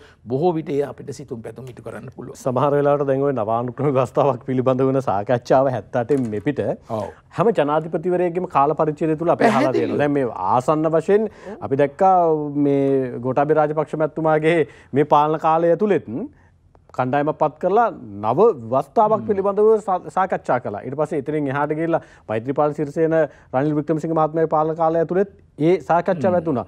දැන් අඩුම ගානේ මේ පාර්ලිමේන්තුවේවත් ඔය කියන කාරණා විතු නොකරගත්තොත් තවත් අවුරුදු 5කට ඔක ඇදෙනවනේ. ඒක සසර වසර තාක්කල් අලුත් ව්‍යවස්ථාවක් කියන කාරණේ විතරයි යන්න වෙන්නේ. මේ පාර්ලිමේන්තුව ඇතුලෙන් ඕක කරගන්න ඕනේ නැද්ද? අන්න අවස්ථාව. ඒක තමයි මං ඉන්නේ. ඔය ඉස්සලා හිටියා චන්ද්‍රිකා බණ්ඩාරනායක කුමාරතුංග මැතිණිය විවස්ථාවක් හැදුවා. හදලා 2000 ඔක්තෝබර් වල ඒක ගිනි තිබ්බ පාර්ලිමේන්තුව. හරි. දැන් හරි. දැන් මෙතනදී අරගල කළුවන් එක මේ ඇයට සෙල්ලම් කරන්න බැරි තත්ත්වයක් තියෙනවනේ. දැන් අතන කරේ ඔය කියන හැම 2015 2009 හැදුව එකකුත් තියෙනවා. නමුත් ඒක ඉදිරිපත් කරේ නෑ ඊ කීයේ එක්සත් එහෙම ප්‍රශ්නත් එක. දැන් ඉතින් ඇලර්ට් එකක් තියෙනවා. දැන් ඉන්න පාර්ලිමේන්තු මන්ත්‍රීවරුන්ට නම් ගැලවීමක් සිදු වෙන එකක් නෑ. අරගල කරුවන් එක්ක මේ යන ගමනේදී සිදු වෙනවාමයි අඩුම ගානේ ව්‍යවස්ථා සංශෝධනයක්. හැබැයි උනට ප්‍රවේශයක්වත් දකින්නේ නැහැ. අරගල කරුවෙන්ගේ පාර්ශවයෙන්ුත් අපි දකින්නේ හැම යෝජනාවක් යන්න කියලා විතරයි. ඒ අය ඉන්න නිසා කච්චාවට. යන්න කියලා බෑ. දැන් මෙතන ඒගොල්ලන් දීලා තියෙන සම්මුතිය එහෙමනම් අරගෙන ආම වශයෙන් පාර්ලිමේන්තුවේ ව්‍යවස්ථා ප්‍රතිසංස්කරණ කමිටුවක් දාන්න. දාලා ඒ අයගේ යෝජනා අදහස් අරගෙන අනිවාර්යයෙන්ම ඩ්‍රාෆ්ට් එක මාස 6කින් එළියට දාන්න. මම කියනවා හරි 2015 2019 එක එළියට ගන්නකො. ඔය බොහොම මහන්සි වෙලා හදපු එකක් තියෙනවානේ 2015 2019. ඒක එළියට ගන්න දැන්. මෙතනදී අද පාර්ලිමේන්තු මන්ත්‍රීවරුන්ට Tamanට ඕන දේ කරන්න බෑ. ඒ හින්දා අරගලකරුවන්ගේ හඬට සවන් දෙන්න ඒ ලංකාවේ ආරක්ෂාවත් එක්ක අපි ඉදිරියට යන්න ඕනේ. ඒ හින්දා හොඳ තත්ත්වයක් මතුවලා තියෙනවා. ඔබ කියන එක හරි. අර කොඳුරු හත්පත් තෙලුත් සාකී කියන වගේ මේක කවදාකවත් කරගන්න බැරි තැනකට නෙමෙයි. දැන් මං හිතනවා යථාර්ථය. හැබැයි තවත් පහ වුණොත් නම් මේක කරගන්න බැරි. හැබැයි දැන් ඒක අනෙක් පැත්ත දැන් සමහරවිට දැන් අද තිබ්බ සාකච්ඡාවත් අරගලකරුවන් සඳහන් කරලා තිබුණා ලහිරු වීරසේකර මහත්තයා සඳහන් කරලා තිබුණා අපි යන්නේ නැහැ කියලා. දැන් එහෙම තැනකදී අපි යන්නේ නැහැ සාකච්ඡාවට පක්ෂ නායකයන්ගේ තිබ්බ සාකච්ඡාවට අපි යන්නේ නැහැ කියලා තියෙනවා. දැන් එහෙම තැනකදී අර ඔවුන් අපේක්ෂා කරන ව්‍යවස්ථා ප්‍රතිසංස්කරණ ටික කරගන්න පුළුවන් වෙයිද? දැන් මොනවා හරි කරන්න ඕන තියෙන පාර්ලිමේන්තුව ඇතුලේ ඒ පාර්ලිමේන්තුවේ කරගන්න නම් ඔවුන් බලපෑමක් කරන්න ප්‍රවේශයක් ගන්න එපා. දැන් සාකච්ඡාවට ප්‍රවේශ නොවී ප්‍රතික්ෂේප කිරීම අවසාන ලැබෙන ජයග්‍රහණයේ ප්‍රතිමූර්තියක් හදාගන්න නැත්නම් ජයග්‍රහණයේ ප්‍රවේශයක් හදාගන්න සමහරවිට අවාසියක් වෙන්න බැරිද? ඔව් මම හිතනවා ඉතින් එවැනි සාකච්ඡා සිදුවිය යුතුයි. ඒ කියන්නේ එක පක්ෂයක ඉඳගෙන ඒක කරන්න බෑනේ. අඩුම වශයෙන් ඔවුන්ට පුළුවන් නම් මේ කියන එකේ ඩ්‍රාෆ්ට් එකක් නැත්තම් ව්‍යුහයක් හදලා පාර්ලිමේන්තු මන්ත්‍රීවරුන්ට ඒ ඉන්න අයට දීලා අධිකරණ අමාත්‍යවරයානේ ලයින් මිනිස්ට්‍රියකින් එයාට දීලා ඒ ආකාරයෙන් හෝ කරගන්න යම් කිසි බලපෑමක් ලොබි වර්ක් එකක් කළ යුතුමයි. එන්නේ නැත්තම් සාකච්ඡාවට එන්නේ නැතිනම් නමුත් ඒගොල්ලෝ සම්මුතියක් හදලා තියෙනවනේ. ඉතින් ඒගොල්ලන්ගේ කොන්දේසි දෙකක් දැන් ඉටු වෙලා තියෙනවනේ. ඒ කොන්දේසි දෙක මූලික දෙක ඉටුණයි කියන්නේ අනිත් ඒවාට එච්චර අමාරු නෑ දසුන්. මේ අයට කරන්න තියෙන්නේ කවුරු හරි මැදිහත් කරුවෙක් ඉන්නවා හෝ මැදිහත් කරුවෙක් නැතුව. දැන් මට මතකයි ඉස්සර නම් හිටියා අපේ අජිත් කුමාර් නීතිඥවරයෙක්. ඔහු ඒ පක්ෂ නියෝජනය කරන අය. ඒ වගේ චරිත තියෙනවනේ අපි අතර. ඒ අයත් එක්ක කතා කරලා ඔහු දන්නවා අජිත් කුමාර් ඊට ඒ മന്ത്രിතුමා පැහැදිලිවම දන්නවා මොකද්ද මේකේ තියෙන එක. ඉතින් ඒ අයගේ සහාය ලබා ගන්න. උතරත් කරලුවක් ගන්න ඕනේ. ඒකේ සහාය ගන්න ඕනේ. දැන් අපි දකිනවා සාලේ පීරිස් මහත්මයා නීති සංගමේ සභාපතිතුමා දැන් සහ නීතිඥවරුන් අරගලයේදී මේ ඇති වෙලා තිබ්බ ගැටුම්කාරී තත්ත්වය ඇතුලේ අරගලකරුවන් සුරක්ෂිත කිරීම වෙනුවෙන් ආරක්ෂා කිරීම වෙනුවෙන් නෛතික ප්‍රතිපාදනවල තියෙන සුරක්ෂිතතාවය අරගෙන දෙන්න සෑහෙන කටයුතු කළා. ඔවුන් ගිහිලා අරගලකරුවන්ට පහර දෙන්න එපා අපි වැටක් වගේ ඉන්නවා කියලා ඔවුන් නීතිය එතන හරි අපූර්වවට ක්‍රියාත්මක කළා. ඒ පිළිබඳව තියෙන ගෞරවය තියෙනවා. හැබැයි එතනින් මෙහාට ගිහිල්ලා අරගලකරුවෙක් ගුටි කාලා ඇවිල්ලා උසාවියට ආවට පස්සේ ඔහු බේරා ගැනීම වෙනුවෙන් නෛතික ප්‍රතිපාදන හොයනවට වැඩිය ගුටි නොකන පුරවැසියෙක් හදන්න පාර්ලිමේන්තුවේ නීති ප්‍රතිසංස්කරණය කිරීම වෙනුවෙන් ඔබතුමා යෝජනා කරන මා යෝජනා කරන ආණ්ඩුක්‍රම ව්‍යවස්ථාව සම්පාදනය කිරීම වෙනුවෙන් මැතිවරණ ක්‍රමයේ සංශෝධනය කිරීම වෙනුවෙන් අපි දකින්නේ නීතිඥයන් පෙරට එනවා. නීතිඥයන් ප්‍රමුඛව කරන්න ඕන තියෙන කාර්ය සිද්ධ කරන අපි දකින්නේ හිතාමතා මඟ අරිනවා කියලා හිතනවා සමහර වෙලාවට. ඔබත් නීතිඥවරයෙක්. බොහොම වැදගත් ඔබ කියන යෝජනාව. ඒ එසේ සිදුවිය යුතුයි. මොකද නීතිඥවරුන් ඇත්තටම වෘත්තියත් එක්කනේ ගොඩක් වෙලාවට නියැලෙන්නේ ඉන්නේ. එහෙමනම් මේ නීතිඥවරුන් අතරින් කොටසක් හෝ ඉදිරිපත් කරලා ඒ කමිටු තියෙනවා නීතිඥ සංගමේ. ඒ කමිටු වලින් ඒ සභා වාර්තා හදන්න පුළුවන්. ඒ වගේම මම දැක්කා නීතිඥ සංගමේ පවා කියලා තියෙනවා යම් කිසි විදියකට දේපලට අලාභහානි කරලා එහෙම නීතිඥ සහාය ඉල්ලන් ඉන්න එපයි කියලා ඒ අය නිවේදනය කරලා තිබ්බා. ඉතින් ඒක තමයි මේ නීතිඥ වෘත්තියේ තියෙන ස්වභාවය. හැබැයි මම ඇත්තටම ගරු කරනවා මොකද නීතිඥ සංගමේ තියෙනවා විශේෂ කමිටු. ඒ විශේෂ කමිටුවකින් දැන් ඔය අරගලකරුවන්ගේ තියෙන අදහසුයි ඒ අයගේ අදහසුයි අරගෙන ඒගොල්ලන්ට පුළුවන් මැදිහත් කරුවෙක් හැටියට ඇවිල්ලා මේ කියන ශේෂ්ත්‍රය තුල ව්‍යවස්ථාව ඉදිරියට ගෙන්න එක බොහොම හොඳයි. ඉතින් ඒ ගැනත් වහාම සාකච්ඡා කිරීමක් අවශ්‍ය වෙනවා. ඒ සාකච්ඡා කිරීම තුල තමයි මේ ඉදිරියට යන්න පුළුවන් වෙන්නේ. අරගලකරුවන් ජනාධිපති මන්දිරයට ගියා, අර්ලිගහ මන්දිරයට ගියා. ඊට පස්සේ ඔවුන් ඉල්ලීම් කළා. ඉල්ලීම් වලින් ජනාධිපතිවරයා හැටියට ඉල්ලාස් වෙනවා කියන සඳහන් කරනවා. එතනින් පස්සේ ඔබතුමාට හිතන විදිහට නීතිඥවරයෙක් විදිහට හිතන විදිහට පුරවැසියෙක් විදිහට හිතන විදිහට සහ ජාත්‍යන්තර ක්‍රියාකාරීන් පිළිබඳව යම් ආකාරයක ඔබතුමායි කියවීමක් තියෙන පුරවැසියෙක් විදිහට අරගලකරුවන් ඊට පස්සේ කොහෙටද හැරෙන්න ඕනේ? ඇත්තටම අරගලකරුවන් ලබාගත් ඒ ඓතිහාසික ජයග්‍රහණය තවත් ඉදිරියට ගෙනියන්න කළ යුතු මූලික දේ තමයි අප රට තුල නීතියේ බලය, නීති ආධිපත්‍ය, සාධාරණය ඉෂ්ට කිරීම සඳහා ක්‍රියාමාර්ග ගන්න එක. ඒක ඊටාම අවශ්‍ය වෙනවා. හරි. මම මේ කිව්වට මට කියන්න ඕන ප්‍රසිද්ධිය. අද ඇත්තටම ගියාම සමහර පෙට්‍රල් ෂෙඩ් ගාවට එතන වෙන දේවල් ගත්තාම බොහෝම නීතියෙන් පිට වෙන දේවල් තියෙනවා. පොලිසිය පවා සමහරලාට ඒක කන්ට්‍රෝල් කරගන්න බැරි තැනකට ගිහිල්ලා තියෙනවා. ඒවායේ පෝලිං වල බලය මේ කියන චණ්ඩි අල්ලගෙන වචනෙන් කිව්වොත් චණ්ඩි අල්ලගෙන ඉන්නවා. ඒ ක්‍රමේ නම් නැති කරන්න ඕනේ. ඒ ක්‍රමයට ගියොත් මාෆියා කල්ලි බිහි වෙනවා. මේ මාෆියා කල්ලි බිහි වුණොත් අරගලයටත් බැරි වෙනවා. මම දැකලා තියෙන හොඳම රට තමයි සෝමාලියාව, නයිජීරියාව, හයිටිය කියන රටවල පුදුම විදිහට ඒ අය එකතු වුණොත් අරගලයට විශාල ප්‍රශ්නයක් වෙනවා. අරගලය සුන්දරව යන දෙයක්. ඒ හින්දා ඒ අයව කන්ට්‍රෝල් කර ගැනීම සඳහා අපිට නම් නීති අවශ්‍යයි. ඒ නීතියේ ආධිපත්‍ය, නීතියේ බලය තුල ඉඳගෙන තමයි අපි මේ දේ කරන්න පුළුවන්. එයාට ලොකු වගකීමක් තියෙනවා. ඒතකොට ඒ නිසා කරන්න ඕන දේ තමයි නීතිය ස්ථාපිත කරන්න, දේශපාලන මූලික වශයෙන් ස්ථාවරත්වය ඇති කරන්න, පත්කිරීම් කරන ඒවා ගැන ඇත්ත වශයෙන්ම ඒවන් විනිවිදභාවයකින් accountability කනුව ඔය ස්වාධීන කොමිෂන් සභාව ඇවිල්ලා ඒ ප්‍රශ්නයක් නෑ. නමුත් ඒවයිදි ගොඩාක් වෙලාවට අඩුපාඩු වෙච්ච අවස්ථා තියෙනවා. අපි ඔක්කොම මිනිස්සු. නමුත් ඒවා වුණත් ඇත්තටම රට සම්බන්ධව දැන් අපි අතාරලා දාමුකෝ මේ ජාතිකත්වයේ මේ එන රටක් කියලා එකක් තියෙන්න එපානේ. දැන් මෙතනදී ඔබ දන්නවද දන්නේ මේ කාරණය ලෝකයේ සියලුම බලවතුන් අගය කරන තැනක් තියෙනවා ශ්‍රී ලංකාවේ විශ්වය තුළ. එය තියෙන්නේ නුවර ආසන්නේ මීමුරේ කියන පැත්තද. එතන තියෙනවා ලකේ ගල කියලා එකක්. එතනදි පෙන්වලා තියෙනවා ටෙක්සාස් තමයි මේ අභ්‍යවකාශයට යනවනේ. නමුත් මෙතනත් සංවර්ධනය කරලා ගත්තොත් පුදුමාකාරයකට දියුණු කරන. මම මේ විශේෂඥයෙක් නෙමෙයි, නමුත් නාසා විශේෂඥයන් කියලා තියෙනවා. ලංකාවේ පොස්පේඩ් ගත්තොත් පෝර පිළිබඳව විශාල වශයෙන්. නමුත් අපිට ප්‍රශ්නයක් තියෙනවා තාක්ෂණය නෑ. ඒ තාක්ෂණය හරියට ගන්න නම් තාක්ෂණය දෙන්න පුළුවන් විද්‍යාඥයෝ ඉන්නවා. දෙවෙනි එක තමයි ලංකාවේ තියෙන සංචාරක ව්‍යාපාරය. අපි ඇත්තටම රට ස්ථාවර කරන්න ඕනේ. මේ වෙනකොට සමහර රටවල් කියලා තියෙනවා දැන් ලංකාවට යන්න එපා කියලා. ඔව් මම ඊළඟට එතන එනවා. මම එතන දෙන්න ඉස්සෙල්ලා කියනවා. ඔව් දැන් දේශපාලන ස්ථාවරත්වය ඇති කර ගැනීමේදී අරගලකරුවන්ට විශේෂ මෙහෙවරක් කරන්න පුළුවන්. ඒ මෙහෙවර තමයි රට තුල අනිවාර්යෙන්ම පාර්ලිමේන්තු ප්‍රජාතන්ත්‍රවාදය බිහි කරන එක. ඒත් අපි හැමදෙනාම පිළිගන්න දෙයක් තමයි පක්ෂය තුලින් තමයි අපි තරඟ කරලා ඉදිරියට එන්නේ. එහෙම ජයග්‍රහණය කරගන්න. ඒක කිසිම ගැටලුවක් නැහැ. මොකද මහ ජනතාවට ගොඩක් වෙලාවට මම දැන් දේශපාලන පක්ෂත් එපා වෙලා තියෙන අවස්ථාවක් තමයි මම නම් දැකලා තියෙන පෞද්ගලිකව. ඒ සඳහා ඒ ජයග්‍රහණය. ඒ නිසා ඔවුන් කළ යුතු දේ තමයි අනිවාර්යෙන්ම රට ස්ථාවර කරගත්තේ නැතිනම් අපේ ආර්ථික ප්‍රශ්න විසඳන්න බැරි වෙනවා. අපි හයිටියකට ගමන් කරනවා. අනිවාර්යෙන්ම සෝමාලියාව පැත්තට යන්න හදනවා. හරි ඒක නවත්තා ගැනීම සඳහා මේක කරන්න පුළුවන් අරගලයට ඒ බේරා ගන්නත් පුළුවන්. අර යම් තැනකදී නීති ආධිපත්‍ය සුරක්ෂිත කිරීම වෙනුවෙන් සමහර වෙලාවට අරගලකරුවන් ඒ අරගලය ඇතුලේ ආවේගය තුළ සමහර වෙලාවට ආරක්ෂක අංශ නිලධාරීන් එක්ක යම් ආකාරයක වචන උණුසුම් හුවමාරු සිද්ධ කරගත්තා. නමුත් එතනින් මෙපිට අරගලකරුවන්ගේ භාවිතාවම සමහර වෙලාවට අරගෙන ඔබතුමා සඳහන් කරා වගේ පෙට්‍රල් ෂෙඩ් ළඟ සමහර වෙලාවට අර අපි කියන ගමේ චණ්ඩි හැසිරෙන්න පටන් ගත්තොත් සමහර වෙලාවට ඒ ගම්වල නීතිය කඩාගෙන වැටුනොත් එහෙම කාර්යදී සරණ තියෙන කියන කාරණේ සම්බන්ධයෙන් ප්‍රශ්නයක් තියෙනවා.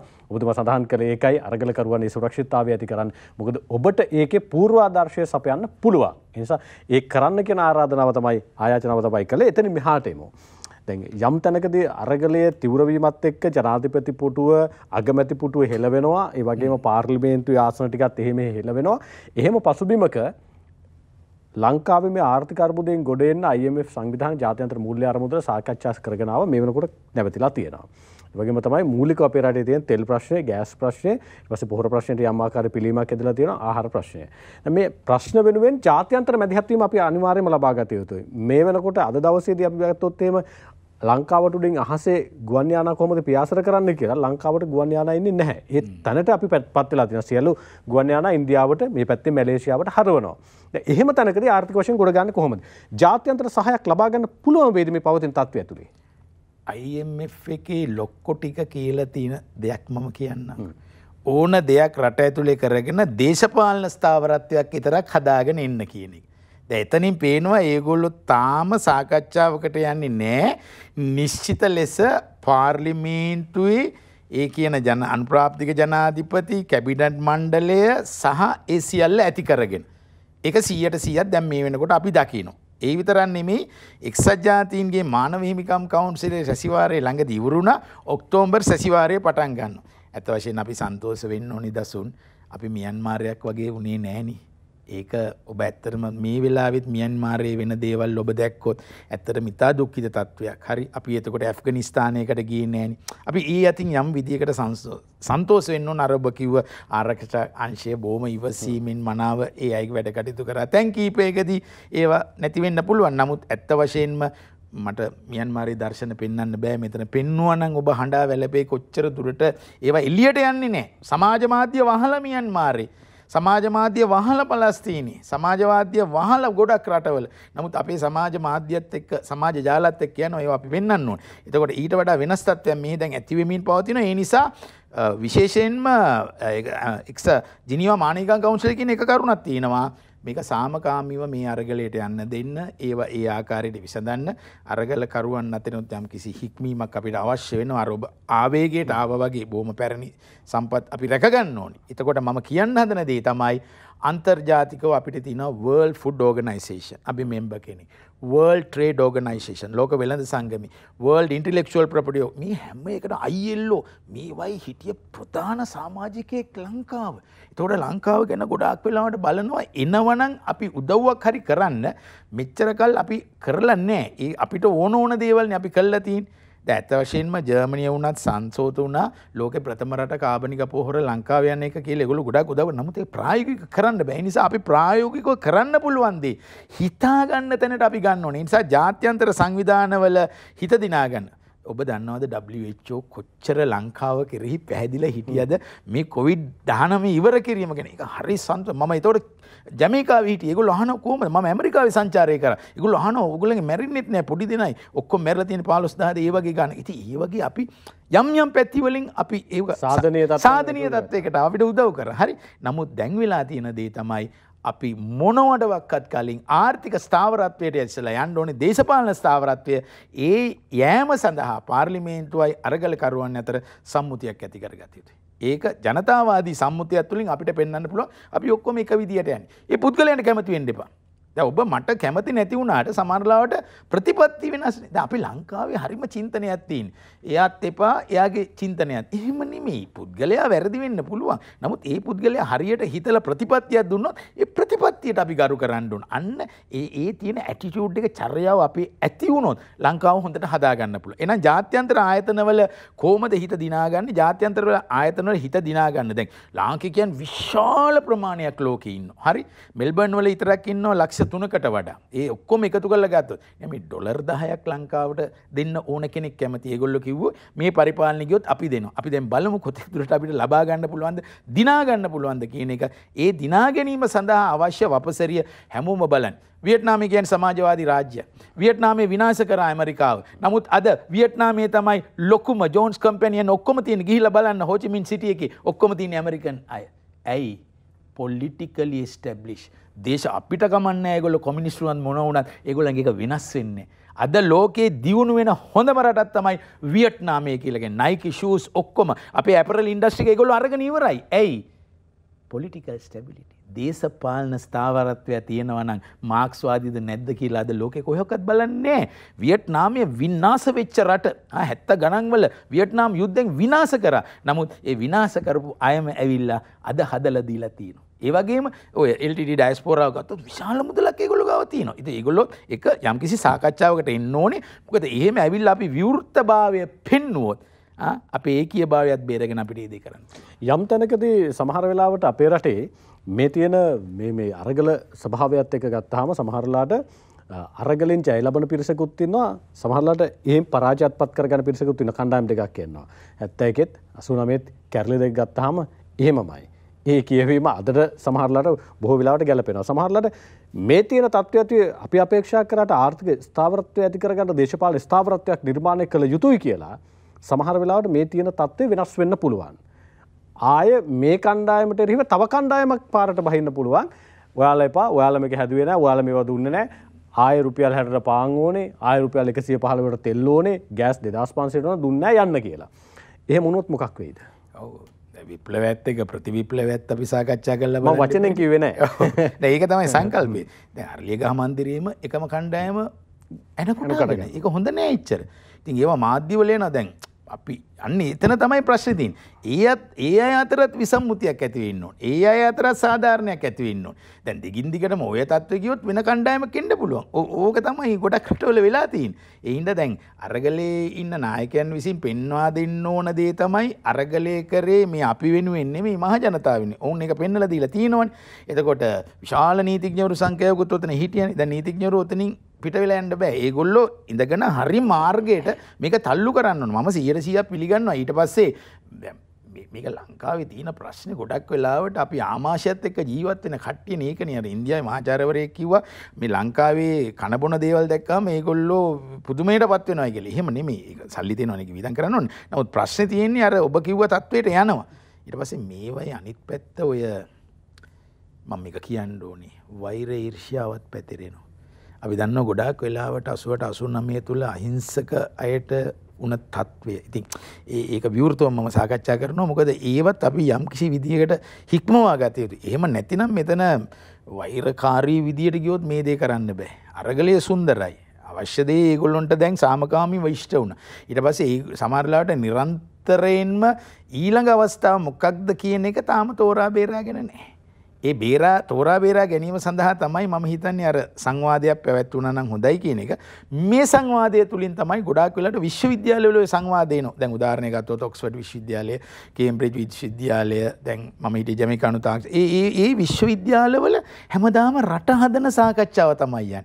දැන් අපි විශ්වවිද්‍යාල ශිෂ්‍යයන්ටත් ඒක කරන්න පුළුවන්. ඒ දීලා දැන් හරි තමන්ගේ අරමුණ ඉෂ්ට වුණා. ඊළඟට කොහොමද රට ගොඩනගන්න කියන මාවතට අපි ප්‍රවිෂ්ඨ වන්න ඕනේ. ඒ ප්‍රවිෂ්ඨ වීමේදී ගොඩාක් සාධක තියෙනවා. ඒ සාධක සඳහා අපිට ප්‍රධාන වශයෙන් අවශ්‍ය දේ තමයි පාර්ලිමේන්තුව. අපි යන්නේ වෙස්ට්මිනිස්ටර් පාර්ලිමේන්තුව කරා. මේක මේ 1815 මාර්තු 15 වෙනිදා අල්ලගෙන 1948 සෝල්බරි ආණ්ඩුක්‍රම ව්‍යවස්ථාව 1947 ස්වාධීන දුන්නාට පස්සේ 72 දක්වා ඇවිල්ලා තමයි මේ විධායක ක්‍රමය එන්නේ. දැන් ඉතින් හැමෝම කියන දේනේ විධායක එපා කියන එක. විධායක එපා කියලා ජනාධිපතිතුමත් ගියානේ යන්නේ. එතකොට එහෙනම් මේක දැන් අහෝසි කිරීම සඳහා අවශ්‍ය ප්‍රථම දේ කරන්න පුළුවන්. මම හිතන්නේ අර ආණ්ඩුක්‍රම ව්‍යවස්ථා සංශෝධනයක් ආව 21 අන්න ඒක පුළුවන් නම් මම හිතනවා ජනමත විචාරණයකට අරින්න කියලා. සමග ජනබලවේගය ගෙනාව එකේ ශ්‍රේෂ්ඨාධිකරණය කිව්වා බොහෝම ඒවා 3-2කට අමතරව ජනමත විචාරණයකට යන්න. හරි ඒක හරි කරන්නකෝ. දැන් ඒ තුලින් පුළුවන් ගොඩක් දේවල් කරන්න. මේ පවත්වන ජනාධිපතිවරණයත් එක්කම ඔය ජනමත විචාරණෙත් කැල්ල ගන්න. ඒක තමයි කරන්න පුළුවන් හොඳම දේ. ඉතින් එතනට අපි යන්න ඕනේ. එතනට තරුණයන්ගේ සහාය අවශ්‍යයි. තරුණයෝ ඈත් වෙලා තියෙන දේශපාලනේ. තරුණයෝ නැහැ දේශපාලනේ. තරුණයන්ට එපා වෙලා තියෙන දේශපාලනේ. ඒ තැනට ගෙනාවොත් තමයි අපිට හොඳ රටකට යන්න පුළුවන් වෙන්නේ. ඒ වගේ ගිය රටවල් ගොඩාක් දැන් මට දකින්න පුළුවන් දකුණු ඇමරිකාව, කැරේබියානු රටවල ඒ තත්ත්වය ඇති වෙමින් පවතිනවා ගොඩක් වෙලාවට. දැන් ඔබ දැක්කනේ මේ මෙතුමාට වෙච්ච දේ මහා බ්‍රිතාන්‍යයේ අගමැතිතුමාට පෙට්‍රල් ප්‍රශ්න නිසා දාලා යන්න උනානේ. නමුත් මෙතනදී ඊට වඩා වෙනස් අරගලයක් නැති උනේ. ඒවත් එක්ක ජනතාවට එපා නම් යන තැනට හදාගන්න වෙනවා ඉදිරියේදී. සමහර වෙලාවට දැන් අපේ රටේ මේ ක්‍රියාත්මක වෙන අරගලය ඇතුලේ අරගලය ආරම්භ වෙන වෙලාවේ තිබුණු ජවයේ යම් තැනකදී විවිධ ස්ථානවල විවිධ කණ්ඩායම් අර ගහගෙන ඉන්න බෝඩ් එකේ ලියලා තියෙන වැකි වලින් අරගලය කඩාගෙන වැටුණා. ඒ තුළ සමහර වෙලාවට ඇති වුණා මිනිසුන්ට සෑහෙන කලකිරීමක්. මොකද්ද මේ අරගලය ඇතුලේ ප්‍රතිමූර්තිමත් කරන්න හදන්නේ මේ බෝඩ් එකේ තියෙන දේද කියන කාරණා සමග. ඒ සමහරලාට ඒක වියකිලා යද්දී අරගලයට යලි පණක් ලැබුණා ආර්ථික පීඩනයේ ජනතාවගේ. නිසා ආර්ථික පීඩනයෙන් ජනතාව බැටකනකොට අර බෝඩ් එකේ තිබ්බ දේ නොසලකා යලි ජනතාව ඒක රාශී වෙන්න ගත්තා. ඒක රාශී වෙලා අරගෙන දැන් අරගලයේ අලුත් ජවයක් ඇවිල්ලා දැන් අවශ්‍ය කරන ඉලක්කය වෙනුවෙන් අරගලකරුවන් ගිහිල්ලා තියෙනවා. හැබැයි සමහර වෙලාවට අර බෝඩ් එකේ තිබ්බ දෙයට වැඩි හානියක් වෙනවද කියලා විශ්වාසයක් තියෙනවා ජනාධිපති මන්දිරය ඇතුලේ අරලිගහ මන්දිරය ඇතුලේ මේ එකම අරගලයේ හිටපු ජයග්‍රහණ වෙනුවෙන් ඉස්සරහට ගිහපු කණ්ඩායම් දෙක බෙදිලා ගහ ගන්නකොට සමහර වෙලාවට ඒකට හේතුවක් වෙන්න පුළුවන් නායකත්වයක් පිළිබඳ ප්‍රශ්නයක්. සමහර වෙලාවට දැන් පක්ෂ නායකයන් සම්බන්ධයෙන් වුණු සාකච්ඡාවේදී 25 දෙනෙක් නාම ලේඛනයක් යොමු කරලා තිබුණා. හැබැයි පක්ෂයක වුණත් සමහර වෙලාවට නායකත්වයක් තියෙනවා. ප්‍රමුඛ නායකත්වයක්. ඒක නායකත්ව මණ්ඩලය. නායකත්ව මණ්ඩලයක්. දැන් අපි මේකේ දකින්නේ නැහැ. ඒ නොදකින්න එක සමහර වෙලාවට නැත්නම් නායකත්වයක් ඉස්සරහට ඇවිල්ලා මම තමයි නායකත්වයේ නැත්නම් මම තමයි මේක ලීඩ් කරන්නේ නැත්නම් මේ මණ්ඩලය තමයි ලීඩ් කරන්නේ කියන එක පෙන්වන්න නැති තාක්කල් අරගලයේ තියෙන සම්මත සම්මුතියක් ඇති කරගෙන දේශපාලන ස්ථාවරත්වයක් වෙනුවෙන් ප්‍රවේශයක් ගන්න බාධාවක් වෙන එකක් නැද්ද? ඔය දැන් මෙතන නායකත්වය පිළිබඳව අනිවාර්යයෙන්ම අවශ්‍යයි. ඒ ලීඩර්ෂිප් එකත් එක්කනේ අපි යන්න ඕනි. දැන් අර ඔබ කීවාසේ කොහොමද මේවා තැන් තැන් වලින් එකතු වෙන්නේ? දැන් ජයග්‍රහණය ලබා ගත්තට පස්සේ අපි බෙදිලා යන්නේ කොහොමද? එතකොට අරමුණක් තියනවාද කියන එක. එන අඩුම ගානේ අරගලයේ අරමුණක් තියෙන්න ඕනේ. අපි රටට ගැළපෙන ව්‍යවස්ථාවක් හැදුවා. එතනින් පස්සේ අපි මොනිටරින් ගෲප් එකක් හැටියට ඉන්නේ. ඒ වගේම තමයි අර කිව්ව කාරණය ගත්තට පස්සේ ගොඩාක් වෙලාවට වැදගත් වෙනවා දෙන නායකත්වය. මම හිතන්නේ ඉතින් විශාල ජනතාවක් ආවනේ. දැන් මම ඕකට එකතුවක් කරන්න. මේක මුලින්ම පටන් ගත්තේ කොතැනද දන්නවද? මධ්‍යම පාන්තික ඉංග්‍රීසි උගත් මධ්‍යම පාන්තික ජනතාව කවදාකවත් නැති විදිහට ලොකු පීඩනයකින් වෙලුණා. ඒක රජයේ පැත්තෙන් උත්සාහ ගත්තට ඒ උත්සාහ අසාර්ථක වුණා. ඔතන ඔය ඛනිජ තෙල් ප්‍රශ්නය, ගෑස් ප්‍රශ්නය, එතනින් ගියාට පස්සේ ඔය භූමි තෙල් එක අපි අමතක කරමු, කිරිපිටි ප්‍රශ්නය, පෝර ප්‍රශ්නය, ආහාර. දැන් එතකොට අපි ගත්තොත් උදාහරණයක් ලෙස මම විවෘතව කියන්නම්කෝ. දැන් මිරිහානේ සිද්ධියේදී මම ඇහැට දැක්කා බොහෝම උගත් කණ්ඩායම් තමයි එතන හිටියේ. එතකොට නාරහින් පිට හැම තැනම හිටියේ දසුන්. අපි මේක අපි පසු විපරමක් කරාම ඔයාට තේරෙයි. ඒ කියන්නේ අර සුළු ධනේශ්වර නෙමේ, ධනේශ්වර අයත් ඒ මැද අතර විශාල මධ්‍යම පාන්තික කොටසක් හිටියේ. ඕක 71 දී 89 දී ඕක අර්ථ ගන්නකොට 89 71 දී ඒ කණ්ඩායම ඇවිල්ලා හිටියේ නැහැ. අන්න ඒක තමයි මම කියන්නේ. මේ වෙනස් හැඩයක් මේක. දැන් උදාහරණයක් ලෙස 88 89 කාලේ මමත් විශ්වවිද්‍යාල ශිෂ්‍යෙක්. අපිත් ඔය සටන් වල හිටියා. හොඳට පොලිසියෙන් ගුටි කාලා තිනවා. අපි ගිහිල්ලා කැම්ප්ස් වල අපිව දාලා තිනවා. නමුත් ඒ අරමුණක් වෙනින් ගියා. නමුත් තරුණයෝ තමයි හිටියේ දා. එතනින් ගියාට පස්සේ අපිට බත් එකක්වත් ගේන්න ගෙදරින් අර වෙන කවුරුවක්වත් හිටියේ නැහැ.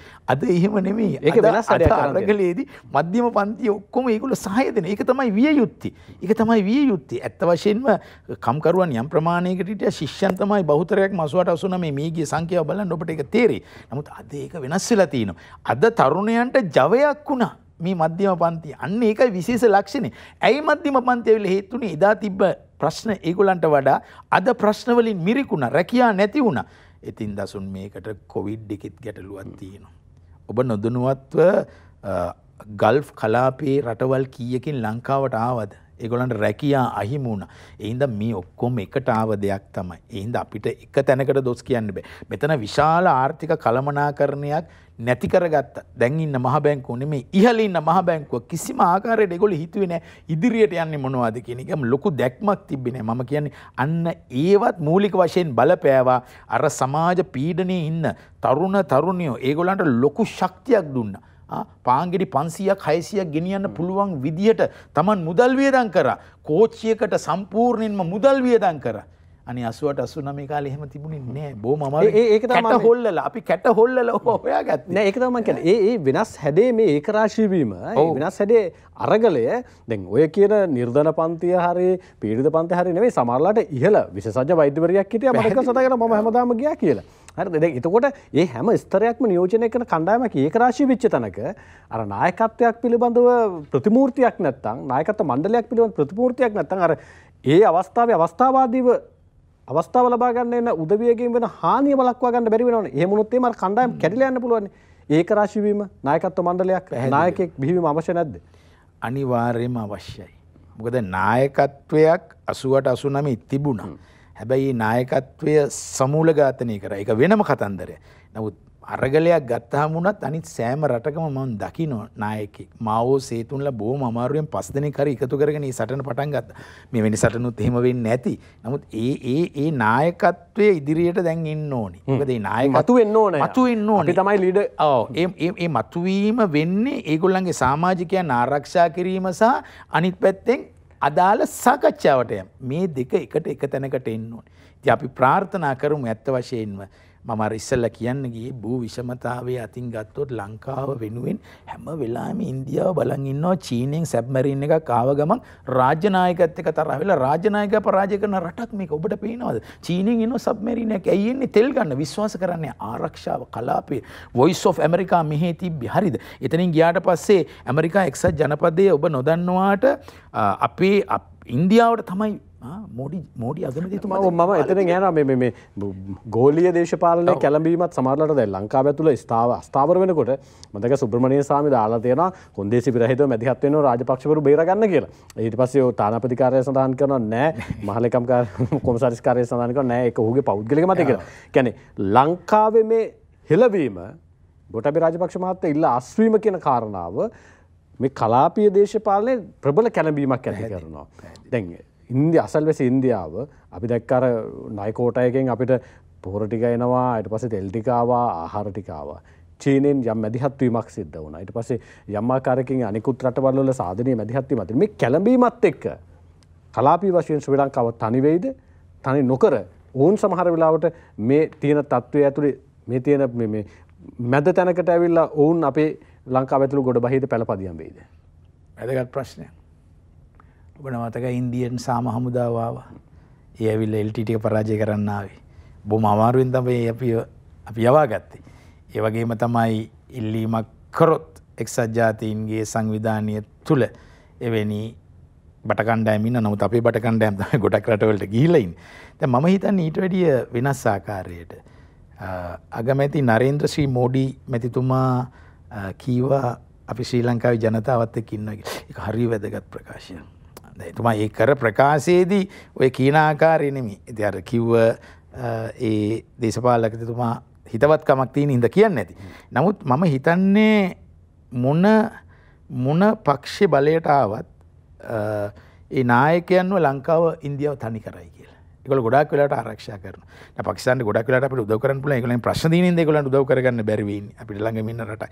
ඒ නිසා අපි හැම වෙලාවෙම හිතන්න ඕනේ දැන් මෙතනදී ඇත්ත වශයෙන්ම 2014 දී මම ජිනීවා මානව හිමිකම් කවුන්සිලේ හිටියා 2015 ඡන්දෙන්න ඉස්සෙල්ලා. එතනදී අපි දැක්ක දෙයක් තමයි at any cost we must defeat Mahinda. ඒක බොහොම මේ සත්‍ය ප්‍රකාශ කරන්නේ මත් එක්ක ඒ වෙලාවේ ඊට කලින් හම්බුණ මහින්ද සමරසිංහ මැතිතුමයි මෙහෙම හිටියා. ඉතින් එහෙම ඒක ගොඩනගලා තිබ්බ ලංකාවේ. මම මේ වරදක් කියනෝනේ මේ ඒ අය පරාජය කිරීම සඳහා විශාල වශයෙන් මොය යුද්ධය මේකත් එක්ක දැන් ඉතින් අපි ඒවා කතා කරලා වැඩක් නැහැ. මම හිතන්නේ එවැනි යම් අවස්ථා තියෙනවා. ඒවත් අපි හොයලා බැලිය යුතුයි කොහොමද මේක අපි එකට එකතු කරන්න කියලා. දැන් ඔබ අහනවා ලංකාව තනි වේද කියලා. ලංකාව තනි වෙන්නේ නැහැ. අපි පිහිටවල කියන්නේ තාම නැහැනේ රැස්වීමක් තියලා. සාක්කේ කියන ප්‍රධාන කෙනෙක් තමයි අපි. ඉතින් ගොඩක් වෙලාවට ඇමරිකා එක්සත් ජනපදයේ තානාපතිනිය නිතර නිවේදන නිකුත් කරමින් ට්වීට් කරමින් අපි දකිනවනේ. ඒතර තානාපති වගේම රට තුලත් ඒ වැඩ බලන. ඉතින් මම හිතන්නේ එහෙම අපි තනි වෙයි කියලා. හැබැයි තනි නොකරට සහාය ලැබෙයිද කියන කාරණා ප්‍රශ්නේ තමයි IMF එකේ සඳහන් කරන යෝජනා 16ක් ගෙනාව 16ටම අපි හරි විදිහට ප්‍රවේශයක් ගත්තේ නැහැ 16ම සාර්ථක කරගන්න සහාය දක්වන නිසා 20ක් පිළිබඳව හරි 21ක් පිළිබඳව හරි ඔවුන්ගේ එච්චර තැකීමක් නැහැ. දැන් එහෙම පසුබිමක් ඇතුලේ ගෙන ආධාර ටිකත් වංචා සහගත සිද්ධ වෙනවා නම් දෙන ආධාර ටිකත් යම් ආකාරයක මූල්‍ය වංචාවන් සිද්ධ වෙනවා නම් රාජ්‍ය පාලනය පිළිබඳව විශ්වාසයක් නැත්නම් රාජ්‍ය තන්ත්‍රයේ පරිපාලනය සම්බන්ධයෙන් විශ්වාසයක් නැත්නම් තව විශ්වාසය තියයිද? ඔව් ඇත්ත වශයෙන්ම දැන් විශ්වාසය සම්පූර්ණයෙන්ම ක්ෂය වෙලා ඉවරයිනේ. තරහ වෙන්න එපා මම මෙහෙම කිව්වට හරි. හොංකොං කියලා රාජ්‍යයක් තියෙනවානේ. දැන් මේ හොංකොං කියන රාජ්‍ය අද චීනෙට අයත්. ඒ වුණාට චීනේ කොමියුනිස්ට් උගන්වන්නට වඩා ඒගොල්ලොන්ව ප්‍රධාන කොමර්ෂල් හබ් එක. මං හිතනවා අපි පවා 99 අවුරුදු බද්දකට හරි කුමනෝ රටකට යන්න වෙනවා. මේ ආර්ථික අගාධයෙන් ඔබ කියන තරම් ලේසියෙන් අපිට ගොඩ එන්න බෑ. අඩුම වශයෙන් මම මේ වැරද්දක් වෙන්නේ නැති කියන්නේ මම දකින්නවා අර නෑ ඔබතුමා විතර නෑ සමහරවල් තෙල් පොලිමේ නෝට තෙල් පොලිමේ ණයත් කියනවා රටම වික්කන ගමන් අපිත් එක කිය.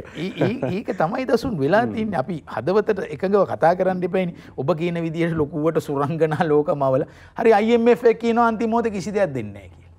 එතකොට හරි IMF කියලා පාඩු ලබන රාජ්‍ය සංස්ථා ඔක්කොම මේ පෞද්ගලීකරණය කරත් ඔය දෙයට යන්න අපිට අමාරුයි.